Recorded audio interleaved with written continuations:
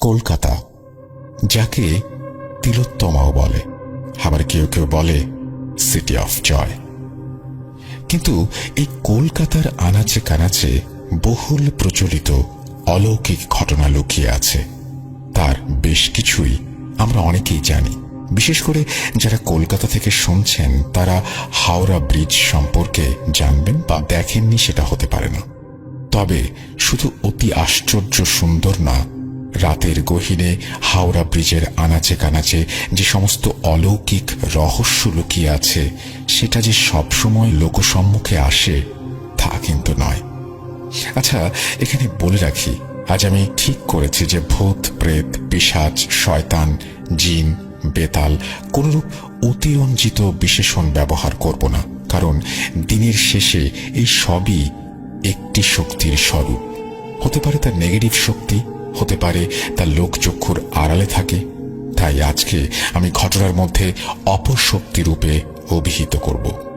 আজও কানাঘোষায় শোনা যায় কেউ কেউ নাকি ভোর রাতে যখন হাওড়া স্টেশন থেকে বড় বাজারে পাইকারি মার্কেটের দিকে যায় বা কোনো কারণে মাঝরাতে হাওড়া ব্রিজে হেঁটে পার হয়, তখন হঠাৎই মাঝে মাঝে নজরে পড়ে নদীর জলের ভেতরে থাকা একটি হাত, যা বেরিয়ে এসে ইশারায় ডাকছে, যেন কেউ ডুবে যাচ্ছে, আত্মরক্ষার জন্য ডাকছে। আবার কখনো কখনো ব্রিজের নিচের দিকে অন্ধকার অংশে একটি অস্পষ্ট ছায়ামূর্তি নাকি আর্তনাদ করে ওঠে। যারা এই বিষয়গুলো জানেন তারা নিজ নিজ ইষ্ট দেবতার নাম নিয়ে বিষয়গুলোকে এড়িয়ে চুপচাপ চলে যান। কিন্তু আবার কেউ কেউ না বুঝে জলের দিকে এগিয়ে যান। গুরুজনদের মুখে শোনা নদী, সাগর কিংবা কোনো জলাশয়, পুকুর বা তার কিনারায় নাকি তেনাদের বাস। ঠিক ধরেছেন, তেনারা মানে অপশক্তির বাস। আমরা জানি জোয়ার ভাটা প্রাকৃতিক নিয়মেই ঘটে, কিন্তু দাদু ঠাকুমার কাছে শুনেছি সন্ধ্যার সময় জোয়ার ভাটার টানে জলে নামতে নেই। সত্যি কি তাই? তবে আমার জানা মতে আজ পর্যন্ত কোনো তুখোর সাঁতারু জোয়ার ভাটার সময় সাহস দেখাননি জলে নামতে, যে যত বড়ই সাঁতারু হোক না কেন। হাওড়া ব্রিজের নিচে সত্যি কি কোনো ছায়ামূর্তি দেখা যায়? সত্যি কি কেউ জল থেকে উঠে আসে, বা জলের ভেতর থেকে হাত বাড়িয়ে মানুষকে ডাকে? বাস্তবতা কতটুকু তা জানি না, তবে যা রটে তার কিছু তো ঘটে। সালটা সম্ভবত 1992 কি 93। 24 বছর বয়সী অখিলেশ পড়াশোনার পাঠ চুকিয়ে বিহারের ভাগলপুর থেকে সোজা উত্তর কলকাতার শ্যামবাজারে তার কাকার সুপারিশে একটি প্রাইভেট কোম্পানিতে ক্লার্কের কাজে যোগ দেয়। অখিলেশ যাদব ছদ্মনাম। ইতোমধ্যে কলকাতায় আসার পূর্বে কলকাতার আনাচে কানাচে অন্ধকার গলি, আকাশবাণী ভবন, ডালহৌসি, কলকাতার জাদুঘর, এমনকি হাওড়া ব্রিজ সম্পর্কে নানা অতি প্রাকৃতিক বিষয়ক ঘটনা, গাল গল্প তার কাকাতো ভাইয়ের মুখে শুনেছিল। কিন্তু বরাবরই অখিলেশ বাস্তববাদী, কিছুটা নাস্তিক প্রকৃতির, অন্তত সেই লোমহর্ষক ঘটনার পূর্বে তো বটেই। তাই এসব অপশক্তি বা তৃতীয় শক্তির অস্তিত্বের বিষয়ে খুব একটা পাত্তা না দিয়ে মজা করে উড়িয়ে দিয়েছিল। অখিলেশ কাকার রেডিমেড গার্মেন্টসের ব্যবসা আছে কলকাতায়। কাকুরগাছিতে তাদের বাড়ি। তা সত্ত্বেও অখিলেশ কাকার বাড়িতে না উঠে একটু নিজের মতো করে থাকার উদ্দেশ্যে মানিকতলায় একটি পেইং গেস্ট বাড়িতে ওঠে। এতে কাকার আপত্তি থাকলেও স্বাধীন চেতা যুবক ছেলে একটু নিজের মতো করে থাকতে চায়, তাই কাকা তাতে সম্মতি দেন। ঘটনাটি বাড়িওয়ালার ছেলের কাছ থেকে সংগ্রহীত। দেখতে দেখতে 3 মাস কেটে যায়। অফিসে কলিগদের সাথে আলাপচারিতার পর্বও শেষ। এখন সম্পর্কগুলো ধীরে ধীরে বন্ধুত্বের দিকে গড়াতে থাকে। এখানে একটু বলে রাখি, কলকাতায় বিগত 3-4 মাস ধরে থাকা সত্ত্বেও ইচ্ছে হয়নি বা সময় হয়নি, যে কোনো কারণেই হোক, অখিলেশ তখনও পর্যন্ত অতি আশ্চর্য হাওড়া ব্রিজ ও আর একটা শব্দ জুড়ে দিচ্ছি, ভয়ঙ্কর হাওড়া ব্রিজ, রাতের গহীনে ব্রিজের ভয়ঙ্কর অনুভূতিগুলো উপলব্ধি করা তো দূরের কথা, এমনকি দেখার আগ্রহ পর্যন্ত প্রকাশ করেনি। আচ্ছা, অখিলেশ যে অফিসে কাজ করত সেখানে তানিয়া নামে তার একটা কলিগ ছিল। তানিয়াকে নিয়ে আবার অফিসের মধ্যে নানা রকম গুজব কানাঘুষা শোনা যেত যে তানিয়া নাকি মাঝে মাঝে একা একা কথা বলে, কখনো অফিসের ক্যান্টিনে, কখনো আবার নিজের ডেস্কে। বিষয়টাকে স্বাভাবিক পাগলামির পর্যায়ে ফেলা যেতে পারত, কিন্তু অখিলেশ ছাড়া অফিসের বাকি সবাই জানত তানিয়া নাকি কালো জাদুটোনা টোটকায় পারদর্শী ছিল। এমনকি অপশক্তি তৃতীয় শক্তির বিষয় নিয়ে তাকে প্রায়শই ডেস্কে বইপত্র নিয়ে ঘাটাঘাটি করতে দেখা গিয়েছে। ভয়ে ভয়ে হলেও কেউ অ্যাকাউন্টের বিষয়ে কোনো সমস্যায় পড়লে তানিয়ার কাছে যেত এবং খুব একটা কথাবার্তা না বললেও তানিয়া সেই সকল সমস্যার সমাধান করে দিত। সেরকমই একটি অ্যাকাউন্ট বিষয়ক সমস্যা নিয়ে একদিন অখিলেশ তানিয়ার ডেস্কে যায়। সেখানে গিয়ে দেখে তানিয়া পেন্সিল দিয়ে কাগজের ওপরে অদ্ভুত বিভৎস কিছু একটা আঁকছে, বা বলা ভালো পেন্সিল দিয়ে যেন কাগজটাকে ক্ষত বিক্ষত করছে। মুহূর্তের জন্য অখিলেশ থমকে যায়। কিছু বলে ওঠার আগেই পিছু না ঘুরে তানিয়া বলে ওঠে, কি অখিলেশ, কিছু বলবে? ব্যাপারটা কি হলো? অখিলেশ অবাক হলেও তখনও পর্যন্ত বিষয়টাতে কোনো অপশক্তির প্রভাব আছে বলে মানতে নারাজ। মিনিটখানেক পর তানিয়া না ঘুরে একইভাবে নির্বিকারে আবারও প্রশ্ন করল, কি অখিলেশ, কিছু হেল্প লাগবে? অ্যাকাউন্ট তো রেখে যাও, আমি করে রাখবো, সোমবার নিও। এ কি, এসব কি হচ্ছে? পেছনে না তাকিয়ে না হয় কোনোভাবে তানিয়া বুঝতে পেরেছিল যে অখিলেশ পেছনে এসে দাঁড়িয়েছে, কিন্তু ঠিক কি উদ্দেশ্যে সেটা তানিয়া বুঝল কি করে? শুনেছি সাইকিয়াট্রিস্টরা নাকি চোখ দেখে মনের কথা বলতে পারে, কিন্তু না দেখে এভাবেও কি বলা সম্ভব? প্রশ্নগুলো অখিলেশের মাথার মধ্যে তালগোল পাকিয়ে দিচ্ছিল। এরই মধ্যে পেন্সিলের সাথে কাগজে ক্রমাগত ঘষায় সৃষ্ট কর্কশ শব্দ ও সেই ভয়ঙ্কর ছবি যেন অখিলেশের চিন্তা শক্তির টুঁটি ক্রমশ চেপে ধরছিল। অখিলেশ সেই শ্বাসরোধ পরিস্থিতি থেকে যেন এক প্রকার ছিটকে গিয়ে আচমকায় বলে উঠল, হ্যাঁ, আমার অ্যাকাউন্টের ফাইলটা একটু দেখে দেবে? আমি তো নতুন জয়েন করেছি, এটা পুরনো ফাইল, তাই হিসেব বুঝে উঠতে পারছি না, তুমি একটু দেবে প্লিজ? তানিয়া না ঘুরে একইভাবে বলে ওঠে, ঠিক আছে, এখন তো অফিস টাইম শেষ হয়ে এসেছে, ফাইলটা রেখে যাও, বাড়ি গিয়ে ঠিক করে রাখবো, সোমবার নিয়ক্ষণ, ঠিক আছে? অখিলেশ তখনও অদ্ভুতভাবে যেন সম্মোহনের মতো বিভৎস ছবিটা দেখে যাচ্ছিল। মিনিট দুই পর তানিয়া আবারও না ঘুরে বলে উঠল, কি আরো কিছু বলবে? অখিলেশ এবারে ভিমড়ি খেয়ে থতমত খেয়ে বলল, না না, আমি জাস্ট তোমার ওই উদ্ভট আর্টটা দেখছিলাম, এরকম একটা ছবি আঁকছো, কি ভয়ঙ্কর দেখতে। এবারে তানিয়ার গলার স্বর বদলে যায়। গম্ভীর স্বরে তানিয়া বলে ওঠে, এটা সাধারণ কোনো ছবি না, এখানে তৃতীয় শক্তিকে আহ্বান করা হচ্ছে কারোর জন্য। সেই মুহূর্তে আর কোনো কথা না বাড়িয়ে অখিলেশের চলে আসা উচিত ছিল, কিন্তু অদৃষ্টে বোধহয় অন্য কিছু লেখা। তাই দুর্ভাগ্যবশত না ফিরে গিয়ে সেদিন তানিয়ার পেছনে দাঁড়িয়ে থেকে অখিলেশ বড্ড ভুল করে কিছুই মানে না। অখিলেশের ওইভাবে হেসে ওঠাটা উচিত হয়নি, বড্ড ভুল করে ফেলেছে। এবার তানিয়া ধীরে ধীরে ঘাড় ঘোরায়। তানিয়া দেখতে মোটামুটি সুন্দর, বেঁটে খাটো মা লক্ষ্মীর মতো গোলগাল মুখ, বাম গালের আঁচিলটা যেন সুশ্রী মুখে চাঁদের কলঙ্ক। তবে সেই মুখের গোল গোল চোখের চাহনিতে সেদিন অখিলেশের বুকের রক্ত যেন শুকিয়ে গিয়েছিল। অখিলেশ পরিস্থিতি সামাল দিতে আর একটু হেসে উঠে বলল, না, আসলে এসব আমি বিশ্বাস করি না। শুনেছি লোকে প্রয়োজনে নাকি ভগবানকে ডাকে, কিন্তু এরকম মানে কোনো ভয়ঙ্কর অদ্ভুত একটা ছবি এঁকে কোনো তৃতীয় শক্তিকে ডাকা বিষয়টা কেমন একটা হয়ে গেল না? কাকে ডাকছো তুমি? এটা কি কোনো ধরনের ফাজলামি? তানিয়ার গলার স্বর বদলে যায়।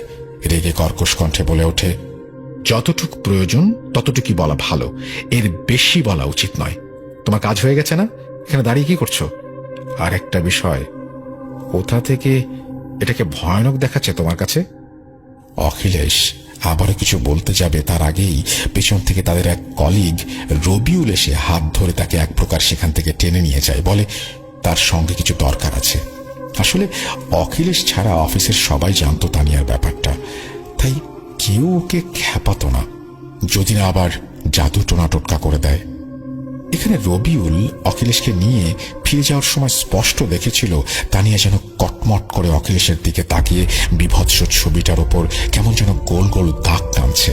অখিলেশ রবিউলের এই উদ্ভট আচরণে অবাক হয়ে জিজ্ঞেস করতে যাবে কিছু একটা, তার আগে রবিউল বলে ওঠে, জোর বাঁচা বেঁচে গেছো ভায়া, সময় থাকতে তোমাকে ওখান থেকে নিয়ে চলে এসেছি, এই তোমার ভাগ্য। তোমার কি মাথা খারাপ হয়ে গেছে নাকি? ও যা করছে করুক, তাতে তোমার কি? তুমি জানো তানিয়া জাদু টোনা টোটকা জানে, ভূত প্রেত তৃতীয় শক্তি জিন পিশাচ নিয়ে ওর ওঠা বসা। তুমি আজ যা দেখেছ আমরা 2 বছর ধরে দেখে আসছি, আমরা কেউ তাকে খ্যাপাই না। একবার তো আমাদের এক কলিগের সঙ্গে তানিয়ার কথা কাটাকাটি হয়, তানিয়া শুধু কটমট করে তার দিকে তাকিয়ে বলেছিল, ঠিক আছে সাবধানে বাড়ি যাস। সেদিনই বেচারা অ্যাক্সিডেন্ট করে। বলতে পারো এটা কাকতালীয়, কিন্তু সেই কলিগ পরবর্তীতে বলে যে কোন একটা কালো ধোঁয়ার ন্যায় অবয়ব নাকি তাকে গাড়ির সামনে ঠেলে দিয়েছিল। জানি না এর মধ্যে কতটা সত্যতা লুকিয়ে আছে, তবে তারপর থেকে তানিয়াকে এড়িয়েই চলি। তুমি এড়িয়ে চলো ভায়া, এটাই তোমার জন্য মঙ্গল হবে। কেবল তানিয়াকে ফাইল দিতে গিয়েছিল এবং সেখানে গিয়ে সেই ভয়ঙ্কর ছবি দেখে শুধুমাত্র তাকে জিজ্ঞেস করেছে, আর তো কিছু করেনি। অখিলেশ হাসতে হাসতে বলে ওঠে, দোস্ত কিছু মনে করো না, তোমরা বাঙালিরা সব ভিতর ডিম, এই জন্যই লোকে বলে যে বাংলায় জাদু টোনা টোটকা বেশি চলে। কেন কেন মানুষ একটুতেই ভয় পায়? শোনো, আমি না ভগবান বিশ্বাস করি, না ভূত প্রেত পিশাচ কোনো অপশক্তিকে বিশ্বাস করি। দাঁড়াও 1 মিনিট। এই বলে অখিলেশ চেয়ার ছেড়ে উঠে পড়ে।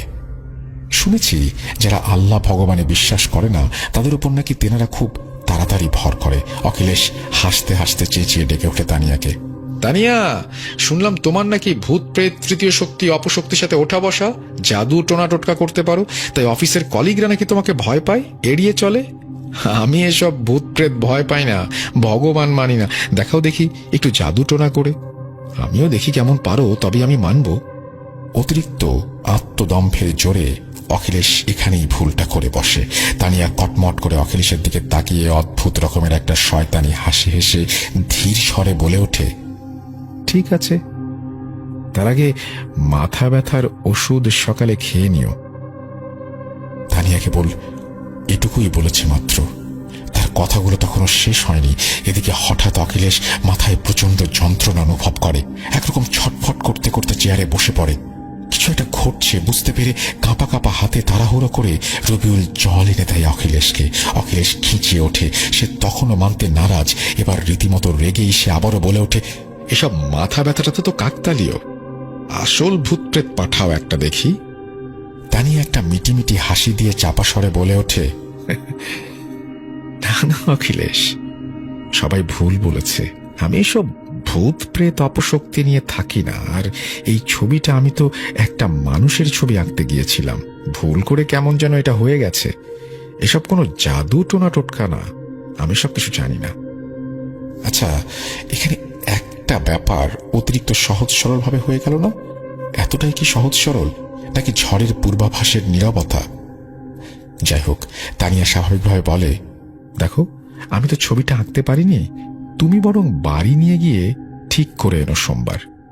এই বলে তানিয়া সেই অদ্ভুত বিভৎস দেখতে ছবিটা গোল করে মুড়ে অখিলেশের বুক পকেটে ঢুকিয়ে দেয়। আর ঠিক তৎক্ষণাৎ আচমকাই মাথা ব্যথাটা বন্ধ হয়ে যায় অখিলেশের। মনে হলো যেন কোনো এক তৃতীয় শক্তির আগমনে মাথা ব্যথার টোটকাটা যেন তার কাছে তুচ্ছ হয়ে গেল। শান্ত শীতল স্বাভাবিক হাসি দিয়ে তানিয়া বলে, অফিসে সবাই কেন জানি না খালি আমার সম্বন্ধে এরকম উল্টাপাল্টা কথা বলে। যা ছড়ায় তা ঠিক না ভুল সেটা সময় বলে দেবে। ঠিক আছে, অফিস তো শেষ, আমি আসছি। এই বলে অফিসের গেট দিয়ে বেরোতে বেরোতে আবারও একটা মিটিমিটি হাসি দিয়ে তানিয়া বলে, ছবিটা ঠিক করে এনো কিন্তু। আমি বলেছি বিগত ৩-৪ মাস ধরে কলকাতা থাকা সত্ত্বেও অখিলেশ কখনো হাওড়া ব্রিজ দেখেনি বা দেখার ইচ্ছে প্রকাশ করেনি। কিন্তু সেদিন হঠাৎ কি মনে হলো, অফিস থেকে বেরিয়ে একটা অটো ধরে সোজা হাওড়া ব্রিজের দিকে যায়। সময়টা তখন সন্ধ্যা 7টা কি 7:15 হবে। অখিলেশ ব্রিজের কাছে পৌঁছে অটো থেকে নেমে চুপচাপ হেঁটে হেঁটে ব্রিজের মাঝখানের দিকে যায়। অটো চালক খুবই অবাক হয়ে বিষয়টা দেখল, কারণ কেউ হাওড়া ব্রিজের দিকে এলে হয় হাওড়া স্টেশন যাবে, তাই ব্রিজের ওপারে স্টেশনে নামাবে, এটাই স্বাভাবিক, আর না হয় পাশে বড় বাজারের এদিকে নামবে। কিন্তু ব্রিজের গোড়ায় কাউকে নামিয়ে দিয়েছে, এরকমটা কখনো হয়নি। অটো চালক চুপচাপ দেখছিল। ব্রিজের রেলিং বরাবর ফুটপাত দিয়ে কিছুটা হেঁটে অখিলেশ দাঁড়ায়। কেন জানি তার ইচ্ছে হচ্ছিল এই বুঝি ঝাঁপ দেয় জলে, যেন জল তাকে ডাকছে, টানছে। ব্রিজের নিচটায় বেশ অন্ধকার, ফুল মার্কেটের আবর্জনা ঝোপের মতো হয়ে আছে। অদূরে এই শ্মশানঘাট, এমনিতেই সন্ধ্যার পর ব্রিজের নিচের দিকটায় খুব একটা কেউ যায় না। অখিলেশ অটোর ভাড়া কিন্তু মিটিয়ে দিয়েছিল, তবু অটো চালক কেন যেন অদ্ভুতভাবে বিষয়টি দেখছিল দাঁড়িয়ে দাঁড়িয়ে। এরকম তো হতেই পারে, ডিপ্রেশন বা অন্য কোনো কারণে হুট করে ব্রিজে গিয়ে ঝাঁপ দিয়ে আত্মহত্যা করতে চায়। এর আগে এরকম বহু ঘটনা ঘটেছে হাওড়া ব্রিজে। সেরকম যদি কিছু একটা ঘটিয়ে বসে এই লোকটা। অখিলেশকে কিন্তু অটো চালক চেনে, প্রায়ই তাকে মানিকতলায় তার পেইং গেস্টের সামনে নামিয়ে দিয়ে আসতে হতো। অখিলেশের আজ অফিসের পর মনে হলো হাওড়া ব্রিজ দেখবে, তাই এখানে নিয়ে আসা।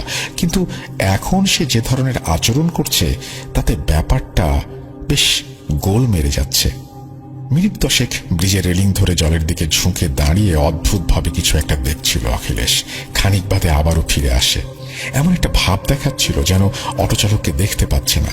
একটা ঘোরের মধ্যে থেকে নীরবে অটো চালককে পাশ কাটিয়ে ব্রিজের পাশের ফুটপাতের ঝুপড়িগুলোর কোণা দিয়ে ধীরে ধীরে নিচে নেমে ফুল মার্কেটের আবর্জনা পার করে জলের কাছাকাছি গিয়ে দাঁড়ায়। প্রথমে এরকম অদ্ভুত ইচ্ছা হয়েছিল জলে ঝাঁপ দেবে, তারপরে কি মনে হলো ধীরে ধীরে নিচে নেমে গেল। যাই হোক, ঠিকই করেছে সে, কারণ ওই রকম উঁচু ব্রিজ থেকে ঝাঁপ দিলে তো আর আস্ত বেঁচে ফিরবে না। ছেলেটা কোনো অবৈধ নেশা করে না তো। এরকম ব্রিজের নিচে গিয়ে অন্ধকারে একটা ছায়ামূর্তির সাথে কথা বলছে। পোশাক পরিচ্ছদে এটুকু বোঝা যাচ্ছে অখিলেশের সামনে কোনো একজন মহিলা দাঁড়িয়ে। উপর থেকে অটোচালক দেখে হঠাৎই ছায়ামূর্তিটা অন্ধকারে মিলিয়ে গেল এবং অখিলেশ আচমকাই বাঁধানো পার ধরে ধীরে ধীরে নদীর দিকে নেমে যাচ্ছিল। অটোচালক অখিলেশকে ডাকতে ছোট্ট একটা পাথর ছুঁড়ে মারে, চিৎকার করে ডাকে, কিন্তু চেঁচানোর সত্ত্বেও অখিলেশ শুনতে পারছিল না। কমসে কম ঢেলাটা তো পৌঁছেছে, ভাগ্যিস গায়ে লাগেনি। কান ঘেঁষে জলে গিয়ে পড়ার সাথে সাথেই অখিলেশ চমকে ওঠে। হুঁশ ফিরতে ওপরে পরিচিত অটোওয়ালাকে দেখে সে নিচ থেকে আওয়াজ দেয়, দাদা, এখানে কি করছো? উত্তরে অটোচালক ওপর থেকে উত্তর দেয়, ভাইয়াজি, আপনি ওখানেই দাঁড়ান, আমি আসছি, আমি যাচ্ছি আপনাকে আনতে। অটোচালক অখিলেশকে নিয়ে এসে অটোতে বসায়। উদ্ভ্রান্তের মতো লাগছিল অখিলেশকে। সে আচমকায় অটোচালককে প্রশ্ন করে, দাদা, আমাকে এখানে কেন নিয়ে এসেছিলেন? আপনি তো জানেন আমি কোথায় থাকি। ভাইয়াজি, আপনি তো বললেন যে হাওড়া ব্রিজের ওখানে যাবেন। আমি কেন শুধু শুধু আপনাকে নিয়ে আসতে যাব? আমি তো জানি আপনি মানিকতলায় থাকেন, প্রায়ই তো আপনাকে নিয়ে যাই ওখানে।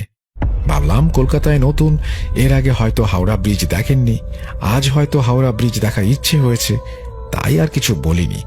তা আপনি নিচে কি করছিলেন? অটোচালক বলে ওঠে। অখিলেশ তবুও মানতে নারাজ। গৌ মেরে কিছুক্ষণ বসে থাকার পর হঠাৎই যেন একটা ঘোর থেকে বেরিয়ে আসলো, আমি তো এসেছিলাম সম্মানী দিতে, তেনার ডাক এসেছিল। অটোচালক এবার চমকে ওঠে। কি বলছেন? কার ডাক এসেছিল? তেনার মানে? আপনাকে নদীর কাছে ভর সন্ধ্যায় কে ডাকবে? আপনি ঠিক আছেন তো? অখিলেশ ধীর স্বরে ঘর ঘর করতে করতে বলে, আমাকে কেউ পাঠিয়েছে সম্মানী দিতে। অটোচালক কিছু একটা উপলব্ধি করতে পারছিল। আসলে কলকাতার বাসিন্দারা হাওড়া ব্রিজ সম্পর্কে অবগত ছিল। নদীর জলের থেকে চিৎকার, নিমতলা শ্মশানের দিক থেকে গভীর আর্তনাদ। এলাকাটা খুব একটা ভালো নয়। অটোচালক লুকিং মিরর দিয়ে লক্ষ্য করছিল অখিলেশ কেমন একটা হাঁসফাঁস করছে। অটোচালক অখিলেশের অবস্থা দেখে জিজ্ঞেস করে, আপনি ঠিক আছেন তো ভাইয়াজি? আপনি এর আগে কখনো নদীর কাছে এসেছিলেন নাকি এই প্রথমবার? যাই হোক, জোর বাঁচা বেঁচে গেছেন। আবারও হয়তো ডাক আসতে পারে, আর যদি কেউ পাঠিয়েছে তাহলে অবশ্যই ডাক আসবে। চেষ্টা করবেন আর কখনোই নদীর জলের কাছে যেন না যান। অখিলেশ একটু অবাক হয়। আরে কি বলছে সব যাতা? কেউ প্রথমবার ডেকেছিল, আমি নদীর কাছে গিয়েছিলাম, আবার ডাক আসবে, কি সব আবোল তাবোল। অখিলেশ একটু রেগেই প্রশ্নগুলো করে। অটোচালক অখিলেশের কথায় না রেগে বলে ওঠে, আসলে এই ধরনের ডাক দ্বিতীয়বার এলে এবং কেউ যদি সেই ডাকে সাড়া দেয় এবং নদীর কাছে আসে, ফিরে আসাটা অসম্ভব। আপনি একটু সাবধানে থাকবেন। আর বলেও, দাদা আমাকে একবার হাওড়া ব্রিজের ওখানে নিয়ে চলো। অটোচালক একটু অবাক হয়, তারপর ভাবে হয়তো কিছু পড়ে গেছে বা ভুলে গেছে, তাই আবার কথা না বাড়িয়ে অখিলেশকে নিয়ে যায় সেখানে। আচ্ছা, একটু আগেই তো অটোচালক নিজেই বলেছিল যে তেনাদের ডাক বা অপশক্তির ডাক দ্বিতীয়বার আসলেই বিপজ্জনক হয়ে ওঠে। দুর্ভাগ্যবশত সেই দ্বিতীয়বারের ডাক বোধহয় এসে গেছে। অটোচালক দেখে ব্রিজের নিচে জঞ্জালের পাশে গিয়ে অখিলেশ বসে পড়ে। অখিলেশের ওই রকম অদ্ভুতভাবে নদীর পাড়ে জঞ্জালের কাছে অন্ধকারে বসে পড়াতে তার বুঝতে বাকি ছিল না কি হচ্ছে। নিশ্চয়ই কোনো অপশক্তি জল থেকে উঠে এসেছে এবং খেলা যা হবার হয়ে গেছে। নির্ঘাত কেউ এই অপশক্তিকে পাঠিয়েছে। অপদেবতা বা অশরীরী অপশক্তিদের ঘর যে নদী, তা তো আগেই বলেছি। অটোচালক কি করবে কিছুই বুঝে উঠতে পারছিল না। ঠিক সেই সময় আরেকটি অটো পাশ দিয়ে যাচ্ছিল। ওই রকম উদ্ভটভাবে দাঁড়িয়ে নিচের দিকে তাকাতে দেখে অটো থামিয়ে দ্বিতীয় অটোচালক এসে জিজ্ঞেস করে, কি হয়েছে? প্রথম অটোচালক তাকে সমস্ত বিষয়ে বুঝিয়ে বলে। বিস্ময়ে বলে ওঠে, কোনো প্রেত বা অপশক্তির ছায়া ছেলেটির ওপর পড়েছে। আপনি তো জানেন জলের পাশে জঞ্জাল, এরকম ঝোপঝাড়ের কাছেই তো তেনাদের বাস, পাশেই তো নিমতলা শ্মশান। এরপর তারা দুজনে ধরাধরি করে অখিলেশকে অটোতে নিয়ে এসে বসানোর পর আর দেরি না করে অটোচালক তাকে মানিকতলায় সোজা তার বাড়িতে পৌঁছে দেয়। অখিলেশকে নামাতে গিয়ে অটোচালক দেখে একজন মেয়ে সেখানে দাঁড়িয়ে কেমন একটা বিস্ময়ের বা কৌতূহলের দৃষ্টিতে অটোর দিকে তাকিয়ে আছে। কিছু বলে ওঠার আগেই মেয়েটি নিজেই এগিয়ে আসে। দাদা কি হয়েছে? দাদা কখন থেকে শরীর খারাপ? বলে অখিলেশকে ধরে নামায়। অখিলেশের তন্দ্রা তখনও কাটেনি। অটোচালক একটু অবাক হয়, ভাবল হয়তো অখিলেশের পরিচিত কেউ হবে, যদিও আজ পর্যন্ত সে অখিলেশকে যতবারই বাসায় নামিয়েছে কই কোনোদিন এই মেয়েটিকে দেখেছে বলে তো মনে হয় না। কেমন একটু সন্দেহজনক লাগছিল ব্যাপারটা। তাই অটোচালক গলি ছাড়িয়ে একটু আড়ালে গিয়ে অটো থামিয়ে বিষয়টা একটু উঁকি দিয়ে দেখতে চায় এবং পেছন ঘুরে দেখতে এসে চমকে ওঠে। দেখে মেয়েটি অখিলেশকে রাস্তার ওপর বসিয়ে তার পকেট থেকে একটি কাগজ বের করে, মাথার ওপর 3 বার গোল গোল করে ঘুরিয়ে উল্টো দিকের পথ ধরে হাঁটতে শুরু করে। নিরিবিলি গলি, বাড়ি ঘর দৌড় থাকলেও বেশ কিছুদিন ধরে সেখানে কলোনির ল্যাম্পপোস্টগুলো খারাপ হয়ে আছে। ফলে পাশের বাড়ি জানলা থেকে আসা আলোটুকুতে যেটুকু বোঝা যাচ্ছিল অখিলেশ নিজের পেইং গেস্টের বাসার দিকে তাকিয়ে ঠায় পাথরের মতো রাস্তায় বসে আছে। আসলে মেয়েটি ছিল তানিয়া। সে হাঁটতে হাঁটতে অন্ধকারে মিলিয়ে যায়। পরিস্থিতি বেগতিক দেখে অটোচালক দৌড়ে যায় অখিলেশের কাছে। সেখানে গিয়ে অখিলেশকে ধরতে যাবে তার আগেই আচমকায় অখিলেশ শটান রাস্তার পিছে সজোরে মাথা ঠোকে। সঙ্গে সঙ্গে মাথা ফেটে রক্ত কালো পিছে মিলেমিশে একাকার হয়ে যায়। অটোচালক কাপড় চেপে কোনো রকমে অটোতে বসিয়ে পাশের হসপিটালে নিয়ে যায়। স্বাভাবিকভাবে হলেও একটা বিষয়ে ডাক্তার ভীষণ অবাক। ডাক্তার জানায় অখিলেশের নাকি থেকে থেকে নাড়ি বন্ধ হচ্ছে আবার চালু হচ্ছে। প্রায় 1.5 ঘন্টা পর অখিলেশের হুঁশ ফিরে আসে। ডাক্তার স্বাভাবিকভাবেই জিজ্ঞেস করে, কি করে পড়ে গেলেন অখিলেশ বাবু? মাথা ঘুরে গিয়েছিল কি? কিন্তু উপস্থিত সবাইকে চমকে কেমন একটা ফ্যাঁস ফ্যাঁসে কণ্ঠে অখিলেশ বলে, কে? অখিলেশ কে? আমার নাম তানিয়া। মানে? সবাই চমকে ওঠে। অটোচালকের মুখে আতঙ্কের ছাপ। মনে মনে সে সন্দেহ করে নিশ্চয়ই সেই মেয়েটি যাকে সে সন্ধ্যেবেলা দেখেছে, তার নামই হয়তো তানিয়া এবং ওই কিছু একটা টোটকা করেছে। প্রায় ঘন্টাখানেক প্রশ্ন করার পরেও অখিলেশের সেই একই উত্তর যে তার নাম তানিয়া। ডাক্তার অটোচালককে জানায় হয়তো মাথায় চোট লেগেছে তাই এরকম ভুল বকছে। তারা আরো 2 দিন অবজারভেশনে রাখতে চায় অখিলেশকে এবং অটোচালককে বলে যে বাড়ির লোকজনদের খবর দিতে। পেইং গেস্ট অফিস চিনলেও অখিলেশের কাকার বাড়ি অটোচালক চিনত না। এদিকে পেইং গেস্টের বাসায় এসে দেখে বাসা পুরো খালি, বাড়িওয়ালা ওখানে থাকে না। পরদিন শনিবার, অফিস খোলা থাকবে কিনা কে জানে। কাল যদি না থাকে তাহলে সোমবার পর্যন্ত অপেক্ষা করতে হবে। অটোচালক পরদিন অফিসে গেলে দেখে অফিস বন্ধ। অগত্যা কি আর করা যায়। সোমবার অফিস খোলা মাত্রই অটোচালক সেখানে যায়। রবিউলও ঠিক সেই মুহূর্তে অফিসে ঢুকছিল। অটোচালকের মুখে অখিলেশের কথা শুনে চমকে ওঠে। তার চেয়েও বড় ধাক্কাটা খায় তানিয়ার নাম শুনে। রবিউল বুঝতে পারে খেলা যা হবার হয়ে গেছে। তারা দ্রুত হাসপাতালে যায়। রবিউল ডাক্তারকে বলে যে সে অখিলেশের বন্ধু, সমস্যা নেই, সে অখিলেশকে ডিসচার্জ করে নিয়ে যাবে। ডাক্তার শুনে হাসি মুখে বলে, তারা দরকার হবে না, অখিলেশ বাবুর বোন এসেছিল, তিনিই সব বিল ক্লিয়ার করে অখিলেশ বাবুকে ডিসচার্জ করে নিয়ে গেছেন। এই তো মিনিট 10-15 হলো। কি বলছেন? তার বোন নিয়ে গেছে মানে? আচ্ছা ডাক্তারবাবু, একটু বলবেন মেয়েটি কি একটু বেঁটে খাটো, গোল গোল মুখ, বাম গালে ছোট্ট একটা আঁচিল আছে? রবিউলের প্রশ্নে আবারও ডাক্তারবাবু সহাস্যে সম্মতি জানান। বেশি দেরি হয়নি। রবিউল ও অটোচালক এক প্রকার দৌড়ে হাসপাতাল থেকে বেরিয়ে আসে। হাসপাতাল থেকে বেরিয়ে বাঁদিকে একটি নিরিবিলি কাঁচা পাকা রাস্তা সোজা নদীর ঘাটের দিকে চলে গেছে। হঠাৎই তাদের নজর যায় সেই গলির ভেতর। দেখে অখিলেশ অজ্ঞান অবস্থায় পড়ে আছে। কাছে গিয়ে অখিলেশকে তুলতে যাবে, দেখে ডান হাতের দুটো আঙুল কাটা। মনে হচ্ছে কেউ চিবিয়ে ছিঁড়ে নিয়ে গেছে। ধরাধরি করে তারা আবারও অখিলেশকে হাসপাতালে নিয়ে আসে।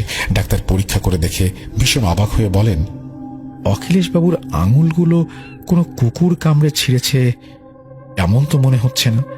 দাঁতের যা দাগ তা দেখে মনে হচ্ছে বড় কোনো জন্তু কেটেছে। কিন্তু এই শহরতলিতে কি এমন জন্তু ঘুরে বেড়াচ্ছে যা মানুষের চোখে পড়েনি? আচ্ছা, এই অখিলেশ বাবুর বোন কোথায়? বোনের ব্যাপারটা নানা কথার মাঝে এড়িয়ে রবিউল ডাক্তারকে বলে, কে জানে ডাক্তারবাবু কোন জন্তুতে কেটেছে। বাকি অনুমানটা রবিউল চেপে যায়। হয়তো সে জানতো কে এই ঘটনা ঘটিয়েছে। পরবর্তীতে রবিউল বাড়িওয়ালাকে খবর দেয়। তবে অখিলেশ আর পেইন গেস্টের ওখানে ওঠেনি। বাড়িওয়ালা, রবিউল, অটোচালক সবাই মিলে তাকে তার কাকার বাড়ি রেখে আসে। অখিলেশ মাঝে মাঝেই পাগলামি করত, সুযোগ খুঁজত হাওড়া ব্রিজে যাবার জন্য, নদীর কাছে যাবার জন্য। হয়তো তার বাবা মায়ের পুণ্যের ফল কিনা জানি না, অখিলেশ 6 মাসের মধ্যে সুস্থ হয়ে ওঠে। কিন্তু এত কিছুর পরেও অখিলেশ ভগবানকে বিশ্বাস করেনি। ভূত, প্রেত, অপশক্তি, তৃতীয় শক্তিকে সে এখন ভীষণ ভয় পায়। নদী, নালা, জলসায় এড়িয়ে চলে। অখিলেশ কাজটা ছেড়ে দেয় এবং পাটনায় একটি জব নিয়ে সেখানে সেটেল করে। আজও মাঝে মধ্যে কলকাতায় এলে বাড়িওয়ালা, রবিউল এবং সেই অটো চালকের সাথে দেখা করে। কিন্তু হাওড়া ব্রিজে যাওয়া তো দূরের কথা, তার নাম মুখে আনতে চায় না। সেই ঘটনার পর থেকে তানিয়াকে আর অফিসে দেখা যায়নি। শোনা যায় পরবর্তীতে তানিয়া হাওড়া ব্রিজ থেকে ঝাঁপ দিয়ে আত্মহত্যা করেছে। তবে কানাঘুষায় লোক এও বলে আজও নাকি কেউ কেউ গভীর রাতে হাওড়া ব্রিজের ওপর কালো শাড়ি পরা একটি বেঁটে খাঁটো গোলগাল মুখওয়ালা মেয়েকে হেঁটে যেতে দেখে, যার বাম গালের আঁচিলটা রাতে ব্রিজের আলোতে স্পষ্ট দেখা যায়। The world is a very strange place. পৃথিবীটা হচ্ছে বড়ই অদ্ভুত একটা জায়গা। এই পৃথিবীতে যে কোনো সময়, যে কোনো অবস্থায় ঘটে যেতে পারে যে কোনো অদ্ভুত রহস্যময় কিছু ঘটনা। পৃথিবীতে ঘটে যাওয়া অদ্ভুত রহস্যময় কিছু কিছু ঘটনার ব্যাখ্যা অনেক সময় পাওয়া যায়, আবার অনেক সময় পাওয়া যায় না। যে সকল ঘটনার ব্যাখ্যা পাওয়া যায় না, তাহলে সেগুলো কি মিথ্যে? আমি একটা সময় এমনই ভাবতাম, যে সকল ঘটনার কোনো ব্যাখ্যা নেই সে সকল ঘটনার সবগুলোই বানোয়াট। আমি ভাবতাম এই পৃথিবীতে অদৃশ্য কোনো কিছুর কোনো অস্তিত্ব নেই। আর আমার এই ভাবনাটাই আমার জীবনের সবচেয়ে বড় খুশির সামনে দেয়াল হয়ে দাঁড়ায়। আমার সাথে ঘটে যাওয়া এই ঘটনা এই ধারণাটিকে দুমড়ে মুচড়ে ভেঙে দিতে চলেছে, তা আমার মোটেও জানা ছিল না। সুখে শান্তিতেই কেটে যাচ্ছিল, কিন্তু এই সুখ বেশি স্থায়ী হয়নি, আমার ভাগ্যে জোটেনি। কারণ একদিন হঠাৎ করে খবর আসে আমার হাজব্যান্ডের ট্রান্সফার হয়ে গেছে টাঙ্গাইল জেলার কোনো একটি উপজেলা স্বাস্থ্য কমপ্লেক্সে। কি আর করার, কিছুদিনের মধ্যেই আমি এবং আমার হাজব্যান্ড দুজনে চলে যাই টাঙ্গাইলে। টাঙ্গাইলে আমার হাজব্যান্ডের বেশ কিছু আত্মীয় থাকায় তাদেরকে আমার হাজব্যান্ড বলে রেখেছিলেন আমার জন্য বাসা খুঁজে রাখতে। সেই মোতাবেক তারা আমাদের জন্য একটি বাসা ঠিক করে রেখেছিলেন। 2016 সালের জুলাই মাসে আমরা সেই বাসাটিতে উঠে পড়ি। সেটি দোতলা বিশিষ্ট একটি বাসা। দোতলার ডান সাইডের ফ্ল্যাটটি আমরা ভাড়া নেই। ফ্ল্যাটটিতে 2টি রুম ছিল, একটি বড় ড্রয়িং রুম ছিল এবং 2টি ব্যালকনি ছিল। বাসাটি দেখতেও অনেক সুন্দর ছিল, চারিদিকে খোলামেলা। বাসাটির ঠিক পেছনে বড় খোলা একটি মাঠ এবং বাসাটির ডান পাশে একটু দূরে ছিল একটা পুকুর। বাসাটির পরিবেশ বেশ মনোমুগ্ধকর। বাসাটি নিয়ে এতগুলো কথা বলার পেছনে কারণ হচ্ছে এই ঘটনাটির মূল কেন্দ্রবিন্দুই এই বাসা। বাসায় ওঠার কিছুদিন পর আমাদের খুব ভালোভাবেই কোনো প্রকার সমস্যা ছাড়া কেটে যায়, কিন্তু প্রতিদিন রাতে বাসার ছাদে থেকে একটা অদ্ভুত শব্দ শোনা যেত, যেন কেউ একটি ইটের ওপর অন্য একটি ইট দিয়ে আঘাত করছে, এবং তখন যে শব্দটা হয় ঠিক তেমন। যাই হোক, আমি এই বাসাটির পরিবেশ বেশ আনন্দ নিয়ে উপভোগ করছিলাম। প্রতিদিন বিকেলে ছাদে গিয়ে বসে থাকা, ঠান্ডা বাতাসে ছাদের মধ্যে হাঁটাহাঁটি করা, বাসার পেছনে মাঠে ছেলেপেলেরা ক্রিকেট ফুটবল খেলছে, তাদের খেলা ছাদে বসে বসে উপভোগ করা, এই সকল বিষয় আমার প্রতিদিনের একটা নিয়ম হয়ে গিয়েছিল। কিন্তু আমার এই আনন্দ যে ভয়ে পরিণত হতে চলেছে অচিরেই, তা আমার মোটেও জানা ছিল না। কেন বললাম এই কথা, তা এখনই আপনারা জানতে পারবেন।